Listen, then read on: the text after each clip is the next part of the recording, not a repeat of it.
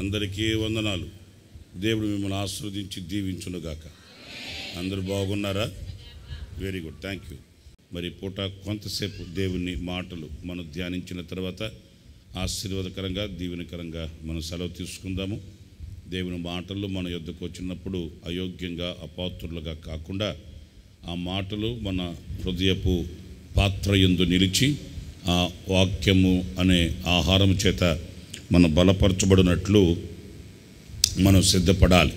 దేవుని వాక్యం మనల్ని సిద్ధపరుస్తుంది, శక్తినిస్తుంది. దేవుని వాక్యం మనకు గమ్యం చూపిస్తుంది. అందుచేత ఈ పూట మనం దేవుని సన్నిధి కిందకు వచ్చామంటే ఆయన మాటల కొరకే వచ్చాం, ఆయన స్వరూప దర్శనాన్ని చేయడానికి వచ్చాం. కనుక మనం ఆ యొక్క భావనని ఎప్పుడు కూడా మరిచిపోకూడదని నేను మీకు సవినయంగా తెలియపరుస్తూ ఉన్నాను. మనకు బాగా తెలిసిన కీర్తన ఆసాపు కీర్తన. చాలాసార్లు ధ్యానించుకుంటూ తలపోసుకుంటూ ఉంటాము. అందులో ఎన్నో పాఠాలు మనం నేర్చుకుంటూ ఉంటాం. ఆయన దేవునితో మరి ఆయనకున్నటువంటి అనుబంధాన్ని చక్కగా కీర్తన వ్రాసి పెట్టాడు. దేవుడి దేవుళ్ళ ఆ కీర్తన మనం చదువుకుంటున్నాం, పాడుకుంటున్నాం. ఆయన గనక ఆ కీర్తన వ్రాయకుండా ఉంటే, లేకపోతే అది మనకు తెలియకుండా ఉంటే మనకు తెలిసేది కాదు. వాళ్ళ అనుభవాలన్నీ కీర్తనల రూపంలో మరి రాసుకొని పాడుకున్నారు. కనుక భావ్యతరానికి, రాబోయే తరానికి, అవి ఈ తరానికి ఆశీర్వాదకరంగా మార్చబడ్డాయి. వాళ్ళు గనక గుర్తించలేని వారై, గ్రహించలేని వారై మౌనంగానే ఉండుంటే ఆ అనుభవాలు మన దాకా వచ్చేవి కావు. వాళ్ళకున్న అనుబంధం దేవునితో ఈనాటికి మనం చదువుతున్నాము అని అంటే అది కేవలం వారి యొక్క ముందు చూపు అని చెప్పుకోవాలి. చూడండి, ఎన్నో మేలులు ఉపకారాలు మనం ముందుకుంటుంటాం, అనుభవిస్తుంటాం, పేకల కాన తింటుంటాం, ఊరంతా తిరుగుతుంటాం. కానీ నోరు తెరిచి ఒక్క మాట మనం ఎవరికి చెప్పుకోము. అది తెలియాలని కూడా ఆశపడం. కడుపును పుట్టిన బిడ్డలకు కూడా చెప్పం, నాయనా మేము ఇట్లా ఉన్నాము, ఇట్లా జరిగింది, ఇలా వచ్చింది, ఇలా పోషించబడ్డాం, ఇలా రక్షించబడ్డాం, ఇలాగ మేము విమోచించబడ్డాం, మా స్థితి ఇది అని ఎప్పుడు మనం ఎవరితో చెప్పుకోము. అందుకే మన అనుభవాలు మన దగ్గరే ఉంటాయి. మనవి ఏనాడు ఎవరికి కూడా ఉపయోగకరంగా, ఆశీర్వాదకరంగా ఉండవు, వెళ్ళవు. కానీ మన పితరులు అలా కాదు. వాళ్ళు దేవుడిని సన్నిధిలో మరి యథార్థ హృదయం కలిగి చేసిన తప్పు విషయంలోనైనా, పొందిన మేలు విషయంలోనైనా, అలాగే దేవునితో నడిచిన నడక విషయంలోనైనా ధారాళంగా వాళ్ళు మరి పాడుకొని, వ్రాసుకొని రాబోయే తరానికి అందించారు. అవి మనకెంతో దీవెనకరంగా, ఆశీర్వాదకరంగా మార్చబడ్డాయి. అందుచేత ఈ ఆసాబు కీర్తనలో మనం చాలా విషయాలు నేర్చుకుంటుంటాము. ఆయన భక్తిహీనుల క్షేమాన్ని చూశాడంట, ఆయన పశుప్రాయుడు అయిపోయాడట, ఆ తర్వాత నేను మృగము వంటి వాడిని అయిపోయాను అని ఎవరు చెప్పుకుంటారు? ఈ మాటలు మనం చెప్పుకుంటామేంటి? నేను పశువు లాంటి వాడిని అయిపోయాను, మృగం లాంటి వాడిని అయిపోయాను అని మనం చెప్పుకుంటామా? మనకు అంత యథార్థత ఉందా? మనకు అంత మంచి మనస్సాక్షి ఉందా? ఏంటండి, గుడిని గోపురాన్ని దిగమింగి గుప్పుడు చప్పుడు లేకుండా శనకాయలు దీని చేతులు కడుక్కొని, ముద్దు దుడుచుకొని, బైబిల్ పట్టుకొని, తెల్ల బట్టలు వేసుకొని వచ్చేస్తాం. కానీ అంత యథార్థత మనకుందా? దేవా నేను ఇట్లాంటి వాడిని, అట్లాంటి వాడిని అని చెప్పుకునే మనసాక్షి మనకుందా? కానీ వాళ్ళకు ఉంది. అందుకే వాళ్ళు విశ్వాస వీరులయ్యారు. విశ్వాసం ద్వారా రాజ్యాలు జయించారు. విజయ పతాకాన్ని చేతబట్టుకొని వాళ్ళు అల్లు పెరుగని పోరాటంలో విజయ వీరులై వాళ్ళంతా మహిమలోనికి వెళ్ళిపోయారు. సరే, ఈ కీర్తనలో మనం గమనించినప్పుడు చాలా ఘట్టాలు మనం చదువుతూ వస్తాము. అందులో చక్కటి మాట కూడా మీకు నేను చూపిస్తాను. ఇప్పుడు తీయండి, 73వ కీర్తనలో 23వ వాక్యాన్ని చదువుతారు. 73వ కీర్తన 23వ వాక్యం. అయినను నేను ఎల్లప్పుడూ నీ యొద్ద ఉన్నాను, నా కుడి చెయ్యి నీవు పట్టుకొని ఉన్నావు. చాలండి, ఈ ఒక్క మాటే ఈ పూట చాలు. నేను కొంతసేపు మీతో మాట్లాడుతాను, చెప్తాను, జాగ్రత్తగా వినాలి. ఇక్కడ నేను ఎల్లప్పుడూ నీ యొద్ద ఉన్నాను అంటే ఆయన ఈ కీర్తనలు చాలా అనుభవాలు మనం చదువుతాము.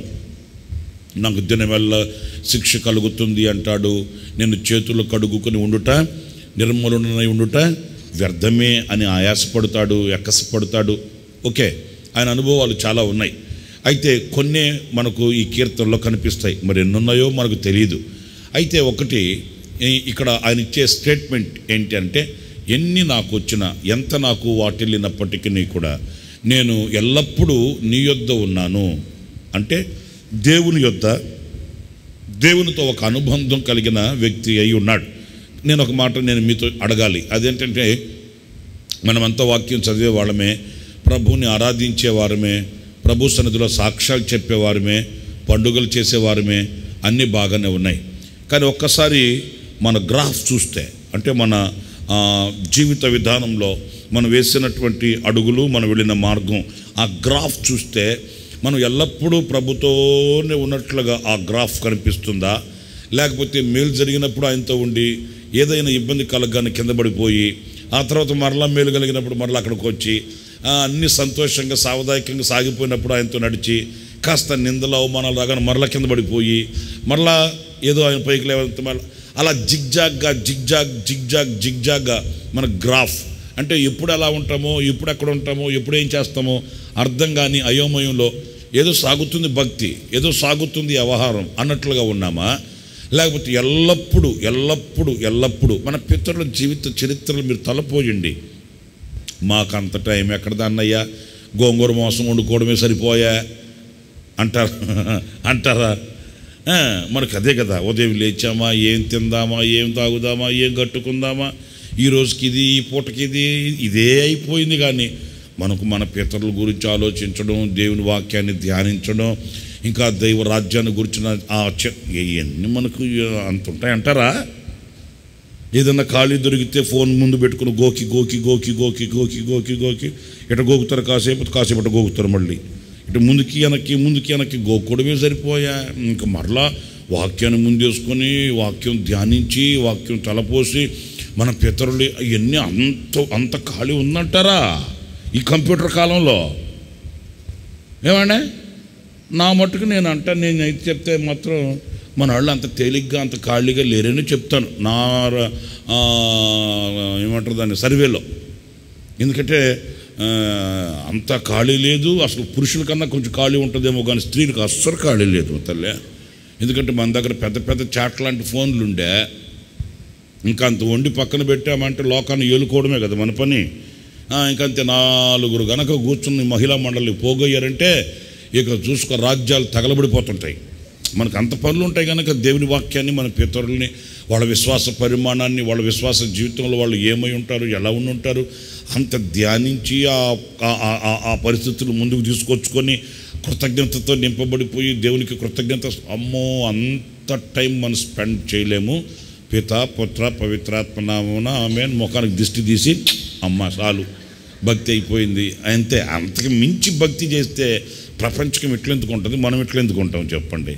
అంత టైం మనకు లేదు. So busy. అందుకే కుటుంబం జీవితం అంతా గజిబిజీ. ఎవరినన్నా పట్టుకోండి, మోటడు చెప్తారు. ఏంటి సమస్యలు, ఎందుకు మోటడు అయ్యాయి? 2-3 ఉన్నప్పుడే వాటి గురించి ప్రార్థన చేసి పరిష్కారం చేసుకోకూడదంటే మనకు అంత టైమే ఎక్కడది? ఆదివారం వెళ్తే కదా పాస్టర్ గారు కనిపించేది. పాస్టర్ గారు కనిపిస్తే కదా ప్రార్థన మూట నెత్తి మీద పెట్టేది. కాగితం రాసి అయ్యగారు జోబులో పెట్టి వందనాలు అన్నయ్య, వారం రోజులు కడుపు కట్టుకుని నోరు కుట్టుకుని నా కోసం ప్రార్థనలో ఉండన్నయ్య. ఏది అన్నగారు పాపం వారం రోజులు అమ్మగారు కొరకు, అమ్మగారు కుటుంబం కొరకు ప్రార్థనలో ఉంటాడు. అమ్మగారు పిల్లలు కుటుంబం మాత్రం శుభ్రంగా కైమ వేసుకొని కైమ ఉండలు చేసుకొని చెప్పాను కదా కమ్మగా శుభ్రంగా దీన్ని దుప్పటి కప్పి నిద్రపోతుంటారు. పాస్ గారు మాత్రం కడుపు కట్టుకుని నోరు గుట్టుకొని బైబిల్ పట్టుకొని వారం రోజులు నిలువ అక్కడ మీద పెవ్వా అంటుంటాడు. సంఘంలో ఉన్న వాళ్ళందరూ వారం పాస్ గారిని పెట్టారంటే 10 గంటలకల్లా 10 రోజులకల్లా పెట్టిలో పెట్టి అయ్యగారిని మట్టిలో పెట్టాల్సిందే. మరి అంతే కదా, సంఘంలో ఉన్న వాళ్ళందరూ వారం పాస్టర్ గారిని కడుపు కట్టి నోరు గుట్టి ఉపవాసంలో పెట్టారనుకో, వారం 10 రోజులకల్లా అయ్యగారు ఏమవుతాడు? పరదేశుల దానికి కూడా రెడీ. పోతే పోనీ ఈ పాస్టర్ కాకపోతే ఇంకో పాస్టర్ వస్తాడు. మా సంస్థలో పాస్టర్లు తక్కువ ఏంటి, తెల్ల సొక్కలు వేసుకుని అంగీలు వేసుకున్న వాళ్ళు చాలామంది ఉన్నారు పాపము. బైబిల్ ట్రైనింగ్ స్టూడెంట్స్ ఎక్కడున్నారు? హలో ఉన్నారా? అదొక రెడీ అవుతున్నారు ఇంకొక బ్యాచ్. ఈయన కాకపోతే ఇంకొక ఆయన, ఆయన కాకపోతే ఇంకొక ఆయన. మరి అంతే ఫోన్ చేసి అన్నయ్య పాస్టర్ గారిని మార్చు, పాస్టర్ గారిని పంపించండి, పంపిస్తారు. ఎవడో ఒకరిని వేసి పంపిస్తూ ఉంటారు లారీ ఎక్కించి. వినాయకుడిని కాదు పాస్టర్ గారిని వస్తుంటారు. ఏంటి మనకి చింత ఏంటి, బాధ ఏంటి, కరువు ఏంటి, కాటకం ఏంటి చెప్పు? అన్ని సమృద్ధికి దేవుడు ఇచ్చిన తర్వాత మీకు అర్థమవుతుందా నేను చెప్పేది? ఏంటి నవ్వుతున్నారేంటి? మరి మీరు ఆలోచించాలి జాగ్రత్తగా. మనం భక్తి అనేది ఏదో నామకావాస్తిగా ఆర్టిఫిషియల్గా అన్ని జనులు అయితే ఆ దేవుడు ఫోటో దగ్గరికి వెళ్ళి దండం పెట్టి గుంజులు పెట్టుకొని ఐదో నెత్తి మీద బొట్టు గిట్టు పెట్టుకుని అయిపోయింది, వాళ్ళు వెళ్ళిపోతుంటారు, సంతృప్తి కలిగి వెళ్ళిపోతుంటారు. మంది అట్లా కాదు కదా, మంది అట్లా కాదు. మందంట హృదయ రహస్యాలు ఎరిగిన దేవుడు మనల్ని చూస్తుంటాడు. అంతరంగాలను పరిశీలించి పరీక్షించి పరిశోధించగలిగిన శక్తి గల దేవుడు మన ఎదుట ఉంటాడు. ఆయన చేతిని పట్టుకుని నడవడం అనేది ఏదో ఆషామాషా కాదు. ఆయన చేతిని పట్టుకుని నడవడం అంటే, ఆయనతో ఉండడం అంటే, ఆయనతో సహజీవనం చేయడం అంటే మనల్ని మనం చంపుకోవడమే, మనల్ని మనం నరగొట్టుకోవడమే. మనం చావకపోతే ఆయనతో అడుగులు వేయలేం, మనలో మనము చావకపోతే ఆయనతో సహజీవనం చేయలేం. నేను జీవిస్తూ ఆయనతో జీవించాలంటే కుదరదు. నేను ఇంకా కఠోరమైన ఖచ్చిత మాట ఒక మాట చెప్తాను చూడండి. అదేంటంటే యేసయ్య కొరకు చావడం చాలా సులువు. మరలా చెప్తున్నాను, యేసయ్య కొరకు చావడం చాలా సులువు, యేసయ్య కొరకు బ్రతకడమే కష్టతరమైన పని. అర్థమవుతుందా? యేసయ్య కొరకు చనిపోవడం పెద్ద పనేమి కాదు. ఒక రోజులో అయిపోద్ది, ఒక గంటలో అయిపోద్ది, ఒక నిమిషంలో అయిపోద్ది యేసయ్య కొరకు చావడం. కానీ యేసయ్య కొరకు బ్రతకడం అనేది చాలా కష్టతరమైనది. ఇష్టకరంగా మనం పట్టుకున్నాం కనుక చాలా పదిలంగా మనం ముందుకు వెళ్ళాల్సి వస్తుంది. ఎప్పటికప్పుడు మనల్ని పరిశీలించుకొని పరిశోధించుకొని మన స్థితిని, మన గతిని మనం ఎప్పటికప్పుడు ఆ దైవ శక్తితో నింపుకొనవలసి వస్తుంది. అప్పుడే మనం కోరిన రేవుకు మనం వెళ్ళగలుగుతాం. లేకపోతే షార్ట్ రూట్ ఐగుప్తులో నుంచి ఇశ్రాయేలు దేశానికి వెళ్ళిపోవచ్చు. 40 సంవత్సరాలు వాళ్ళని నడిపించడానికి ఏంటి కారణం మీరు చెప్పండి? ఎందుకు వచ్చిన గొడవ? ఈ లక్షల మందిని ఎప్పటికీ ఏదో ఒక ఏదైనా త్వరగా తీసుకెళ్ళిపోయి వీళ్ళ భారం దించుకుంటే సరిపోద్ది అనుకోలే దేవుడు. ఈ లక్షల మందిని పోషించాలంటే త్వరగా తీసుకెళ్ళిపోయి ముందు చేర్చేస్తే నాకు ఆయన ఈ భారం తొలగిపోద్దురా బాబు, ఈ బొమ్మిడి పోద్ది, వీళ్ళని తీసుకెళ్ళిపోయి త్వరగా చేర్చేద్దాం అని వారం రోజుల్లో 10 రోజుల్లో తీసుకెళ్ళి చేర్చేయకూడదు. 40 సంవత్సరాలు మీరు థింక్ చేయండి ఒకసారి, గుండె జల్లు అంటది. 40 సంవత్సరాలు వాళ్ళని భారమైన సహించాడే, వాడు ఎదురు తిరుగుతున్న సహించాడే. ఎందుకు అనంటే వాళ్ళని పరిశుద్ధపరిచి పవిత్రపరిచి నిష్కళంకమైన మనసాక్షి కలిగిన వారై వాళ్ళు పాలు తేనెలు ప్రవహించు దేశంలో అడుగు పెట్టాలని ఆశించాడే కానీ ఏదో ఒక విధంగా తీసుకెళ్ళి తోసి పడేద్దాం అక్కడ అని అనుకోలేదే. ఇది పవిత్రమైన పరిశుద్ధమైన క్రైస్తవ మార్గం. ఇది ఏదో ఆషామాషాగా భక్తిగా బైబిల్ పట్టుకొని బజార్లో తిరిగాను అని అనుకుంటే కుదిరే పని కాదు. ఇది అగ్ని వస్తుంది ఆకాశం నుంచి. ఆ అగ్నికి నిలబడగలిగిన, తాళుకోగలిగిన శక్తి కలిగిన భక్తి మన యందు లేకపోతే మన భక్తి వ్యర్థమైపోద్ది. దయ్యాలు ఎలగొట్టి ఉండొచ్చు, ఆరాధనలు చేయొచ్చు, పాటలు పాడొచ్చు, పద్యాలు పాడొచ్చు, ఇంకా ఎన్నో అద్భుతాలు కూడా చేసి ఉండొచ్చు. ఆ అగ్ని వచ్చినప్పుడు అగ్నికి తాళుకోగలిగిన భక్తి మన దగ్గర లేకపోతే, ఆ అగ్నికి నిలబడగలిగిన శక్తి మన ఎదుట లేకపోతే, మనుష్య కుమారుని ఎదుట నిలబడగలిగిన ఆ సామర్థ్యత మన ఎదుట లేకపోతే ఎంతకాలం మనం భక్తి చేసిన నిష్ప్రయోజనం, నిష్ఫలం. అసలు ఆయనకి మనకు సంబంధమే లేదు, బంధమే పటాపంచలైపోతుంది. నా ప్రియ సహోదరులారా గమనించండి, ఇక్కడ ఆయన ఎన్నో వాటిల్లినప్పటికీ, ఎన్నో కష్ట పరిస్థితులు వచ్చినప్పటికీ నేను ఎల్లప్పుడూ నీ యొద్దనే, నీతో సహజీవనం చేస్తున్నాను అనే చక్కటి స్టేట్మెంట్ మనకు కనిపిస్తుంది. అయితే నేను ఇంకొక మాట కూడా చెప్తా. ప్రభు అయిన యేసుక్రీస్తు ఒక ఉపమానం చెప్పాడు. ఒక తండ్రికి 2 కుమారులు ఉన్నారట. ఆ కుమారులలో ఒకడు ఏం చేశాడు? ఆస్తిని తీసుకుని వెళ్ళిపోయాడట. ఎక్కడికి వెళ్ళాడు? అడ్రస్ మీరు అడగకూడదు, నేను చెప్పకూడదు. వెళ్ళాడు, ఆయనకి ఇష్టం వచ్చిన చోటుకి వెళ్ళాడు. బైబిల్ కాలేజ్ స్టూడెంట్స్ వింటున్నారా తింటున్నారా? ఆయనకి ఇష్టం వచ్చిన చోటుకి వెళ్ళాడు. ఆయన ఎవరు ఆపుతారు చెప్పు? నా ఆస్తి నాకు ఇచ్చేయి, నేను వెళ్ళిపోతాను అన్నాడు. నా సర్టిఫికేట్ నాకు ఇచ్చేయి, వెళ్ళిపోతాను అన్నాడు. నా డిగ్రీ నాకు ఇచ్చేస్తే వెళ్ళిపోతాను. ఎక్కడికి వెళ్తావురా? నాకు ఇష్టం వచ్చిన చోటుకి వెళ్ళి నేను సేవ చేస్తా, నాకు ఇష్టం వచ్చిన చోటుకి నేను వెళ్ళి గుడిసి కడతా, నా ఇష్టం వచ్చిన చోటుకి నేను వెళ్ళి సంఘం కడతా, నా ఇష్టం వచ్చిన చోటుకి నేను వెళ్ళి ఖర్చు పెట్టుకుంటా, నా డబ్బు నా ఇష్టం కదా అని అన్నాడు. చెప్పాడు పాపం తండ్రి, నాయన నాకు దూరమై ఉండి నువ్వేం సాధించలేవు, నాకు దూరంగా వెళ్ళి నువ్వేం ఫలించలేవు, నాకు దూరమై ఉండి నువ్వు డ్రమ్ము కొట్టి కంజరు కొట్టి కానుక పట్టినా నీకు ఏమీ చేతికి రాదు. నా మాటను డొక్క జీల్చి డోలు కొట్టేవాళ్ళు లోకంలో ఉన్నారు. పరిస్థితులు బాగాలేవు, సోషల్ మీడియా పెరిగిపోయింది. కొంచెం గుట్టుగా నరుగట్టుకుని కడుపు కట్టుకుని పడుండు నా ఇంట్లో, నేను నిన్ను పోషిస్తా, రక్షిస్తా, వాడుకుంటా, అన్నీ చేస్తానంటే విన్నాడా? అమ్మో మీసాల మేలేసి కాళ్ళు రగరేసాడు. వింటున్నారా? అది వెళ్ళాడు. ఏమైంది? 10 రోజులు జరిగింది ఆ సేవ, 4 రోజులు జరిగింది పరిస్థితులు. చేతిలో డబ్బున్నంత కాలం గర్వం అనే గుర్రం ఎక్కి ఊరంతా తిరిగాడు పాపం. నేను నవ్వుకుంటున్నారేంటి మీరు? ఆ ఊరంతా తిరిగాడు. రోజులన్నీ ఇలాగే సాగుతాయి, దినాలన్నీ ఇలాగే దొర్లుతాయి, రోజులు రాజులు అవుతాయి, రోజులు ఫోజులు అవుతాయి అనుకున్నాడు. కాలం కాటేసింది, కాటికి కాళ్ళు చాపే కాలం వచ్చింది, కరువంత దేశం ముట్టడించింది. ఏమి చేయలేక చేతులు ముడుచుకొని పాపం పందుల దగ్గరికి వెళ్తే పందులు కూడా ఈడిచి దన్నాయి. పనికిపోన్నాడు. మళ్ళీ మా దగ్గరకు వచ్చి మా దగ్గర ఉన్నది కూడా తినేస్తావేంట నువ్వు వెళ్ళు. అట్లాంటివి చేసేది ఏమి లేక బుద్ధి వచ్చిందంట. ఏమొచ్చిందంట? నోరు తెరిచి మాట్లాడచ్చుగా. బుద్ధి వచ్చిందంట. అంటే అప్పటి వరకు సరే అనకూడదు ఆ మాట. సరే బుద్ధి వచ్చిందంట, తండ్రి ఇంటికి వచ్చేసాడట. సరే నేను ఒక మాట ఇక్కడ నేను మీతో చెప్పాలనుకున్న మాట ఏంటంటే, తండ్రి పాపం ఎదురు చూస్తున్నాడు. తండ్రికి తప్పుతుందా ఏంటి? తప్పుతుందండి? కన్న పాపానికి తప్పుతుందా? అరే బాబు నోళ్ళు తెరిచి మాట్లాడరేంటారు స్వామి. కన్న పాపానికి తండ్రికి తప్పుతుందా? తప్పదు, మీకు తెలుసు కదా. ఎదురు చూపులు చూస్తున్నాడు. సరే రాగానే పాపం ఆయన దూరంగా ఉండగానే ఈయన వెళ్ళిపోయి మెడ మీద పడి పాపం ముద్దులు పెట్టుకొని పందుల దగ్గర నుంచి వచ్చిన వాడు అయినప్పటికీ కంపు కొడుతుంటుంది, వాసన కొడుతుంటుంది. అయ్యగారేం సెంట్ ఏం రాసుకొని రాలా, బుడద రాసుకొని వచ్చి ఉంటాడు, రొచ్చు రాసుకొని వచ్చి ఉంటాడు.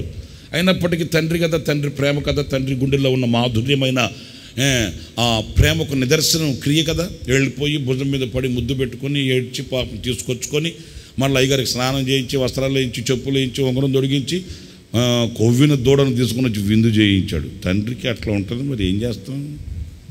చెడ్డవాడు, పడ్డవాడు, కుంగినవాడు వీడితో నాకేం పని అని చెప్పి దాటుకుని వెళ్ళలా. ఆడికి మళ్ళీ అతన్ని తీసుకుని వచ్చి మళ్ళీ స్నానం చేయించి, బట్టలు తొడిగించి, వస్త్రాలు చెప్పులు తొడిగించి, అబ్బో విందు జరుగుతూ ఉంది. కానీ ఇక్కడ నేను చెప్పాలనుకున్న మాట, అంతలో పొలంలో నుంచి వచ్చాడు. ఎవరో గట్టిగా చెప్పండి, ఎవరో? పెద్ద కొడుకా పెద్ద కూతురా? గట్టిగా మాట్లాడండి. మరి ఏంటి మీరు అట్లా మెత్తగా ఉన్నారేంటి ఉదయాన్నే? పెద్ద కుమారుడు ఎక్కడి నుంచి వచ్చాడు? పొలంలో నుంచి వచ్చాడు. సరే సరే సరే రావడం ఆడంబరాలు హంగులు చూశాడు. అడిగాడు, ఏంట్రా మా ఇంట్లో ఇంత సంబరంగా ఉంది అని చెప్పి. నేను ఒక మాట అడుగుతాను, అంత సంబరం జరుగుతున్నప్పుడు కనీసం ఈయనకి తెలియదు కూడా తెలియదా? పొలంలోనే కదా ఉన్నది, దూరదేశం పోలేదుగా, ఎక్కడికో అడ్రస్ లేకుండా మెడ్రస్కి వెళ్ళలేదుగా, ఆ ఊర్లోనే ఉన్నాడు, ఆ దేశంలోనే ఉన్నాడు. పొలం అంటే ఏంది, ఒక 50-100 కిలోమీటర్లు ఉంటుందండి. మరి అక్కడే ఉన్నాడు. ఇంత సంబరం జరుగుతుంటే నేను ఒక్క మాట అడుగుతాను, నాకెందుకు డౌట్ వచ్చింది. ఇంత సంబరం జరుగుతుంటే తండ్రి, ఎవరే నా పెద్ద కొడుకుని పిలవండ్రా, వాడు కొన్ని పనులు అప్పగిస్తాను, ఆ పెద్ద కొడుకుని పిలవండ్రా, వాడికి చెప్పాలి విషయం అని అనుకోలేదా తండ్రి? మరి పిలిపించలేదా తండ్రి? పని వాళ్ళని పిలిచి స్నానం చేయించండి, వస్త్రాలు దొరికించండి, ఉంగరం దొరికించండి, చెప్పులు దొరికించండి చెప్పి మరి కొవ్విన దూడను తీసుకొచ్చి విందు చేయి. ఇంత ప్రక్రియ, ఇంత కార్యం జరుగుతుంటే ఒక్క మాట నా కొడుకుతో చెప్పాలి, పెద్దోడు అక్కడ ఉన్నాడు, వాడు పిలవండ్రా అని అనలేదా తండ్రి? అనలేదు. మరి ఎందుకు అనలేదు? తండ్రిని అడిగితే అసలు తండ్రి మనసులో ఉండడో లేదో కూడా నాకు తెలియదు, ఎందుకంటే అక్కడ రాయబడలేదు. నేను ఒక్క మాట అడుగుతున్నా, ఇంత హంగామా జరుగుతుంటే ఇంట్లో పెద్ద కొడుక్కి చెప్పడా? ఎక్కడో లేడు కదా, పొలంలోనే కదా ఉండేది. అరే నాకు పెద్దోడిని పిలవండ్రా అని చెప్పాలి కదా. లేదు తమ్ముడు వచ్చాడు, తమ్ముడిని చూడగానే ముందు రే ఆడు పెద్దోడిని కూడా పిలవండ్రా, వాళ్ళు తమ్ముడు వచ్చాడని చెప్పండిరా అని చెప్పి ఆడు కూడా పిలిపించి తమ్ముడిని చూపించి, ఏంటి ఇవన్నీ ఉండవా? మరి ఇంత విందు జరుగుతుంటే కనీసం పట్టించుకోలేదేంటి తండ్రి? అంటే తండ్రి ప్రేమలో పక్షపాతం ఉంటుందా? లేదే. సరే వచ్చాడు కుమారుడు, వస్తే అడిగాడు, అర్థమైపోయింది, ఇక ఇంట్లో కూడా రాలేదు, ఆ బయట కూర్చుంటే అప్పుడు వెళ్ళాడు తండ్రి. వెళ్ళి, అయ్యా నీ తమ్ముడు కదా వచ్చింది, ఆడు చచ్చి బతికాడు, ఆడు వదిలేసుకున్నాం, మనం ఆశలు చంపేసుకున్నాం, వచ్చాడు కనుక విందు చేస్తున్నాం అట్లని బతిమాలితే కాదు. అప్పుడు ఒక మాట, చక్కటి మాట మీరు చూడండి. ఆ మాట లూకా సువార్త 15వ అధ్యాయం 29వ వాక్యం చదువుతారండి. అందుకతడు తన తండ్రితో, ఇదిగో ఇన్ని ఏండ్ల నుండి నిన్ను సేవించుచున్నానే, నీ ఆజ్ఞను నేనెన్నడూ మీరలేదే, అయినను నా స్నేహితులతో సంతోషపడినట్లు నీవు నాకెన్నడూ ఒక మేకపిల్లనైనా ఇయ్యలేదు. అయితే నీ ఆస్తిని వేశ్యలతో తినివేసిన ఈ నీ కుమారుడు రాగానే ఈయన కొరకు క్రొవ్విన దూడను వధించితివని చెప్పెను. 31వ వాక్యం ఇప్పుడు జాగ్రత్తగా వినండి. అందుకతడు, కుమారుడా నీవెల్లప్పుడూ నాతో కూడా ఉన్నావు, నా కుమారుడా నావన్నీయు నీవే, నా కుమారుడా నీవెల్లప్పుడూ. అందరు చదవండి ఆ మాటని, నా గట్టిగా అందరు చదవండి. చాలు చాలు. ఎక్కడున్నాడంట ఈయన? సమాధానం చెప్పండి, చదివారు కదా. ఎక్కడున్నాడంట? తండ్రి దగ్గరే ఉన్నాడంట. ఎప్పుడు? ఎల్లప్పుడూ తండ్రి దగ్గరే ఉన్నాడు. మీరు ఆసాపు కీర్తనలు అక్కడ చదివితే అక్కడ నేను ఎల్లప్పుడూ నీ యొద్దనే ఉన్నాను, నా కుడిచే నువ్వు పట్టుకొని ఉన్నావు అని ఆయన చెప్పాడు. ఇక్కడ యేసుప్రభు చెప్పిన ఉపమానంలో కూడా ఈయన స్థితిని మనం గుర్తిస్తే నేను ఎల్లప్పుడూ నీ యొద్దనే, నువ్వు ఎల్లప్పుడూ నా యొద్దనే ఉన్నావు. నేను ఒక్క మాట అడుగుతాను, తలపైకి నన్ను చూడండి. మరి ఎల్లప్పుడూ నీ యొద్ద ఉంటే ఆయన, మరి నువ్వేమైనా ఒక బాధ్యత అప్పగించావా? ఏంటంటే ఏదైనా ఒక మాట చెప్పావా? ఆడు వెళ్ళిపోయినాడు, వచ్చిన తర్వాత రే పెద్దోడిని పిలవండిరా, నాయన ఇదిగో తమ్ముడు వచ్చాడరా అని పలకరించరా, వాడితో మాట్లాడరా, ఇంక మరలా ఇలాంటి పొరపాటు జరగకుండా వాడికి 4 బుద్ధి మాటలు చెప్పరా, ఏదోలారా క్షమించేద్దాం, ఏదోలారా పోనీ, వాడు తెలుసో తెలియక వెళ్ళాడు, నువ్వు పెద్దోడు కదా, వెళ్ళి మాట్లాడు, పక్క తీసుకెళ్ళి వాడిని మాట్లాడి ఆయన తీసుకెళ్ళి బట్టలు కుట్టించు, వాడికి చెప్పులు కుట్టించు, ఆడికి ఉంగరం ఒకటి దొరికించు, ఆయన శుభ్రపరిచి తీసుకొని రావా, అందరికి కూడా తెలియపరుద్దాం, విందు చేద్దాం. మరి తండ్రి బాధ్యతలు అతనికి కదా అప్పగించాలి. ఇక్కడ మనం గుర్తించాల్సింది ఏంటంటే ఉన్నాడు తండ్రి దగ్గర, తండ్రి యొద్దనే ఉన్నాడు. ఎలా ఉన్నాడు? ఇప్పుడు మనం కూడా అనొచ్చు, అయ్యా నేను 77లో రక్షించబడ్డాను, 78లో పరిశుద్ధాత్మను పొందాను, 79 నుంచి చర్చికి వస్తున్నాను ప్రభు. వస్తున్నావు, ఎట్లా వస్తున్నావు? ఎలా ఉన్నావు అండి? ఎల్లప్పుడూ ఆయన దగ్గరే ఉన్నావు కాదన్నట్లే. ఎలా ఉన్నాం ఆయనతో? ఏదో నామకావస్థగా నేను ఇంతకాలం నుంచి అంతకాలం నుంచి అని సీనియారిటీ చెప్పుకుంటున్నామా? లేకపోతే సిన్సియారిటీ కలిగి ఆయన ఎదుట నిలబడి నేను ఉన్నాను నీ ఎదుట, ఇలా ఉన్నాను అని చెప్పగలమా?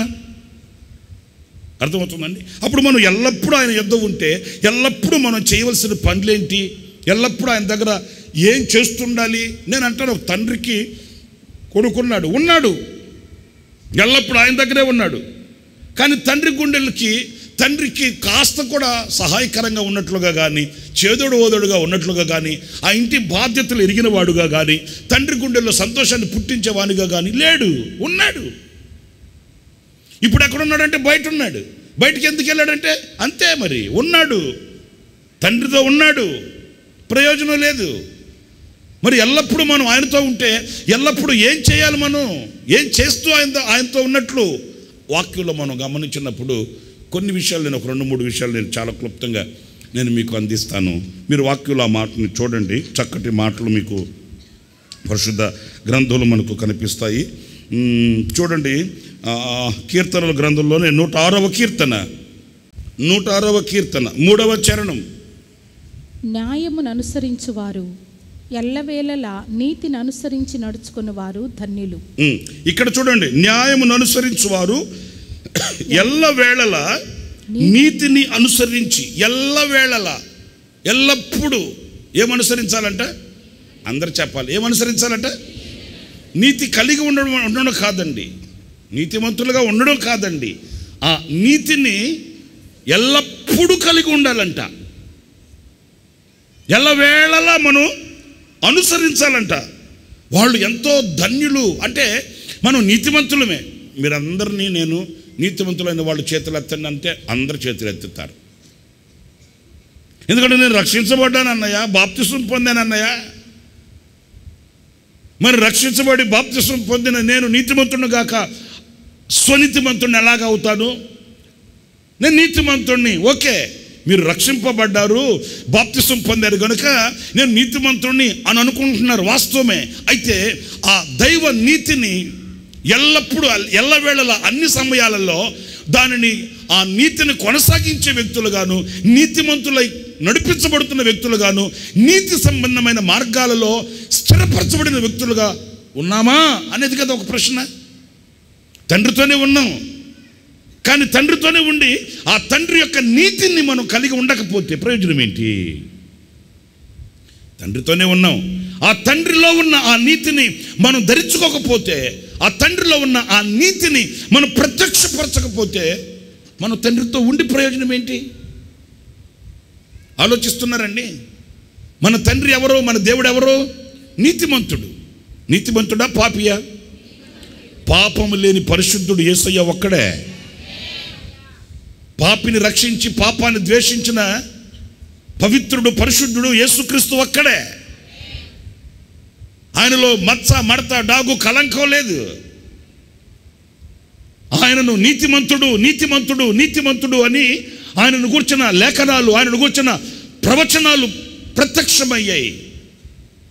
ఈ నీతిమంతుడైన తండ్రితో నిలిచిన మనం, ఈ నీతిమంతుడైన తండ్రితో నడిచే మనం, నీతిమంతుడైన దేవునితో సహజీవనం చేసే మనం ఎల్లప్పుడూ ఆయనతో ఉండాలి. ఎలా ఉండాలి అని అంటే ఆయన నీతిని కలిగి ఆయనతో ఉండాలి.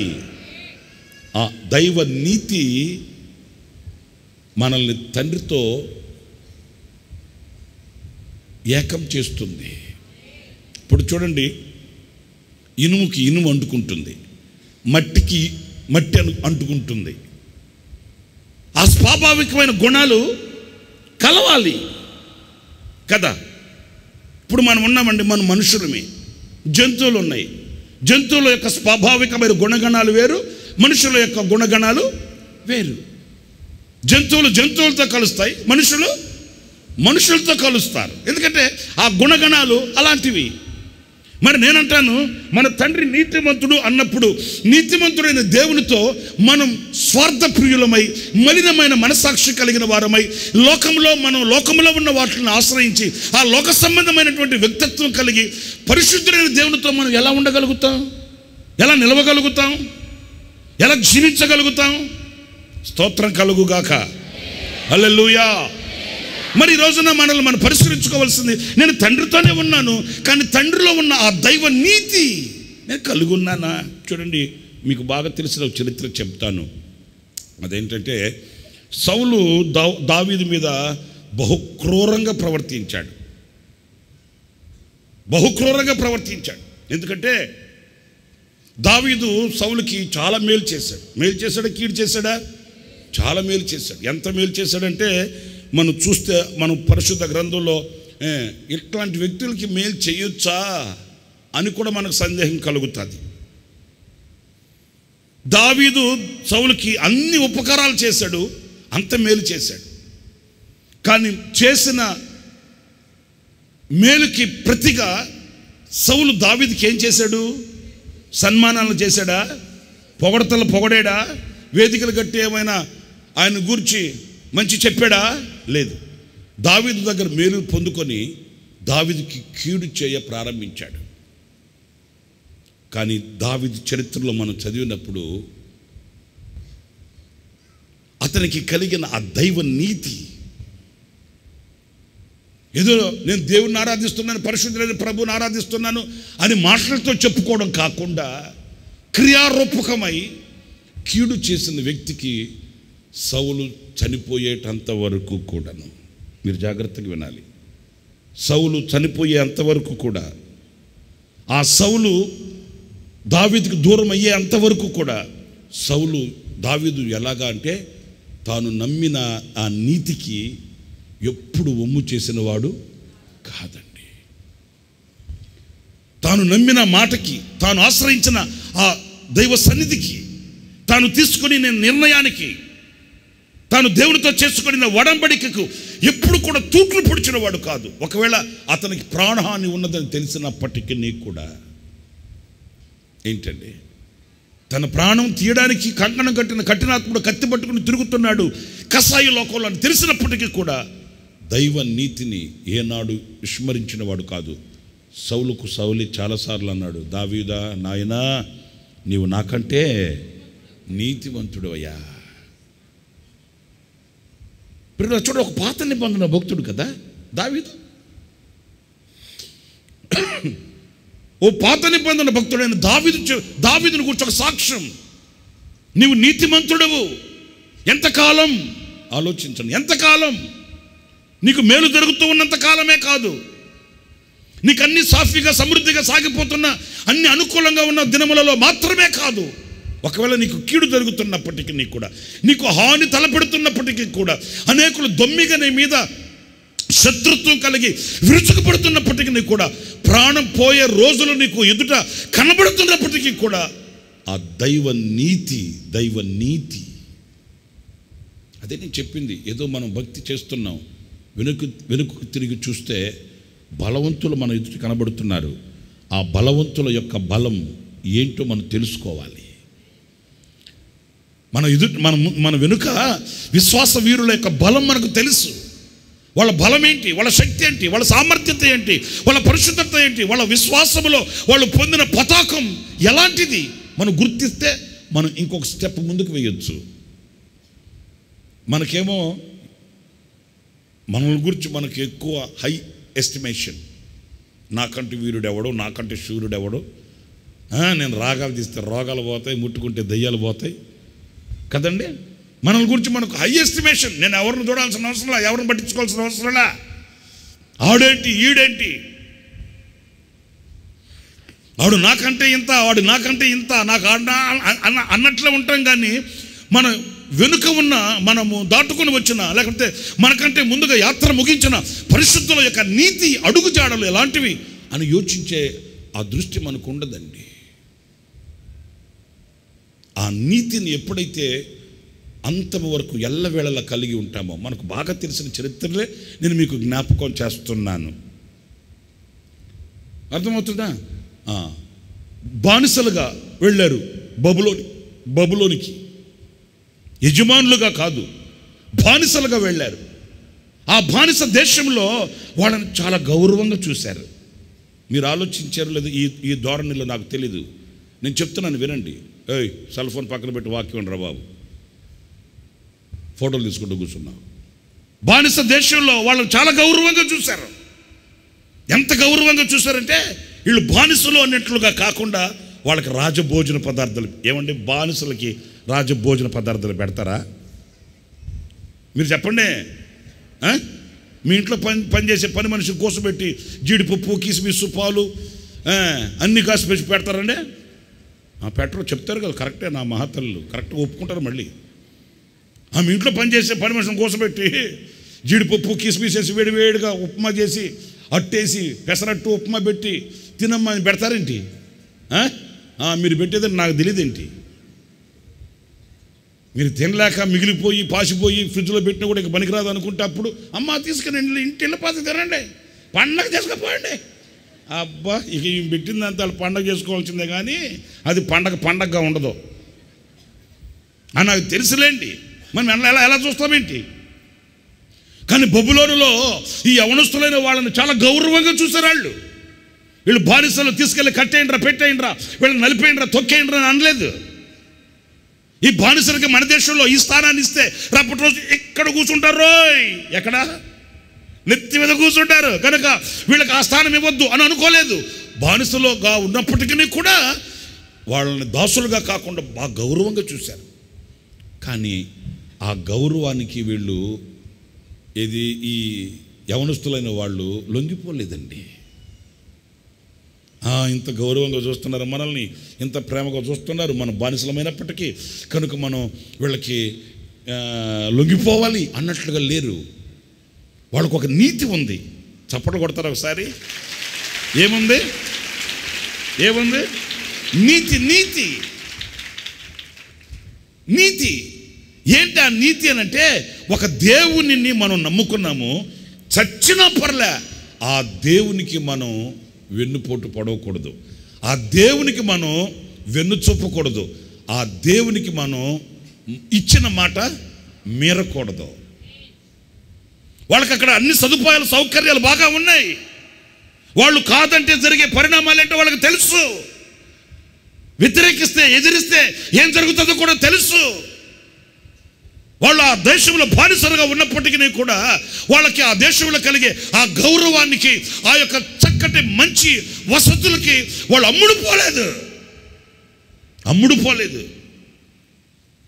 ఈ దేశం నాకు మేలు చేస్తుంది, ఈ దేశంలో నాకు గౌరవం దొరికింది, కనుక ఈ దేశాన్ని నేను గౌరవించాలి, ఈ దేశ సాంప్రదాయాల్ని నేను గౌరవించాలి, ఈ దేశంలో ఉన్న సాంప్రదాయాలంటే నాకు ఇష్టం అని ఇలాంటి కళ్ళబొల్లి మాటలు చెప్పి వాళ్ళకి అమ్ముడుపోలేదు. వింటున్నారా నేను చెప్పే మాట? ఈ రోజున కొన్ని ముసుగు వేసుకుని ఉపదేశ క్రమాలు, ముసుగు వేయబడిన ఉపదేశాలు అని పేరు పెట్టుకుని బోధలు మనకు కనిపిస్తున్నాయి. చాలా జాగ్రత్తగా మసులుకోవాలి మనం. ఈ దేశంలో మనకు ఈ లోకంలో మనకు ఎన్నో వసతులు ఉండొచ్చు, ఎన్నో సౌకర్యాలు ఉండొచ్చు, ఎన్నో మన చేతికి, మన కాళ్ళకి, మన కంటికి కనబడవచ్చు, అన్ని అందుబాటులో ఉండవచ్చు. అంత మాత్రాన ఈ లోకాన్ని మనం స్నేహించవలసిన అవసరం లేదు. ఈ లోకం మనకు ఎనదగినది కాదు. ఈ లోకములో మనం జీవించినంత కాలం మనం ప్రతిష్ఠించబడిన జనమై, ఆయన పేరు పెట్టబడిన, ఆయన స్వకీయ సంపాద్యమై బ్రతకాలే కానీ అమ్ముడు పోకూడదు.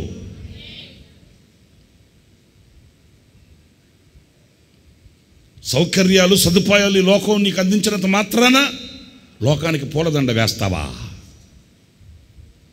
లోకానికి సన్మానం చేస్తావా? ఏ దేవుని నమ్ముకొని వేదిక ఎక్కావు, ఏ దేవుని నమ్ముకొని ఈ పరిశుద్ధ పర్వతం మీదకి వచ్చావు, ఏ దేవుని నమ్ముకొని ఆయన పాద పద్మం మీద నిలిచావు, ఏ దేవునికి ఈ రోజున ముఖము చాటు వేసి ఆయనకు వెన్ను చూపి లోకానికి ముఖము చూపి పారిపోతున్నావు? దైవ నీతిని ఎక్కడ తొంగలో దొక్కావు? ఆ దైవ నీతి. ఓ నెబుకద్నెజరు రాజా, ఇందును గురించి మేము మీకు ఉత్తరం ఇవ్వవలసిన, రాజు దగ్గరికి వెళ్ళి అంటారండి ఎవరన్నా మాట, నీతిమంతుడు సింహం వలె ఉంటాడంట ధైర్యంగా. ఓ నెబుకద్నెజరు రాజా, ఇందును గురించి నీకు ఉత్తరం ఇవ్వవలసిన, జవాబు ఇవ్వవలసిన అవసరం అవ్వలేదు. ఒకవేళ ఈ అగ్నిగుండంలో చావడం దేవుని చిత్తమే అయితే మేము అగ్నిగుండంలో చావడానికి సిద్ధంగా ఉన్నామే, కానీ మేము నీతి తప్పి ప్రవర్తించం. ఆ రోషం చూడండి. హల్లెలూయా, హల్లెలూయా, హల్లెలూయా, హల్లెలూయా. లోకస్తుడు మనల్ని పిలిచి మా దేవుడు ఎవరు అని అంటే వీళ్ళే చెప్తున్నారు, మీ దేవుడు మీకు గొప్ప, మా దేవుడు మాకు గొప్ప, మీ దేవుడు కూడా గొప్ప అని వీళ్ళే చెప్తున్నారు. మీకు అర్థమైందండి? లోకానికి ఒకే దేవుడు, సృష్టికి ఒకే దేవుడు, ప్రపంచానికి ఒకే దేవుడు, సజీవుడైన దేవుడు తప్ప వేరొక దేవుడు లోకానికి ఇవ్వబడలేదు. యేసు నామమే తప్ప వేరొక నామమే లోకములో ఇవ్వబడలేదు. ఒకవేళ చావైనా, రేవైనా, కరువైనా, ఖడ్గమైన ఏది మన మీదకు వచ్చినా యేసు ఒక్కడే దేవుడు. యేసు తప్ప వేరొక దేవుడు లేడు, లేడు, లేడు. యేసే సజీవుడు, యేసే మాట్లాడువాడు, యేసే సంచరించువాడు, యేసే సజీవుడు.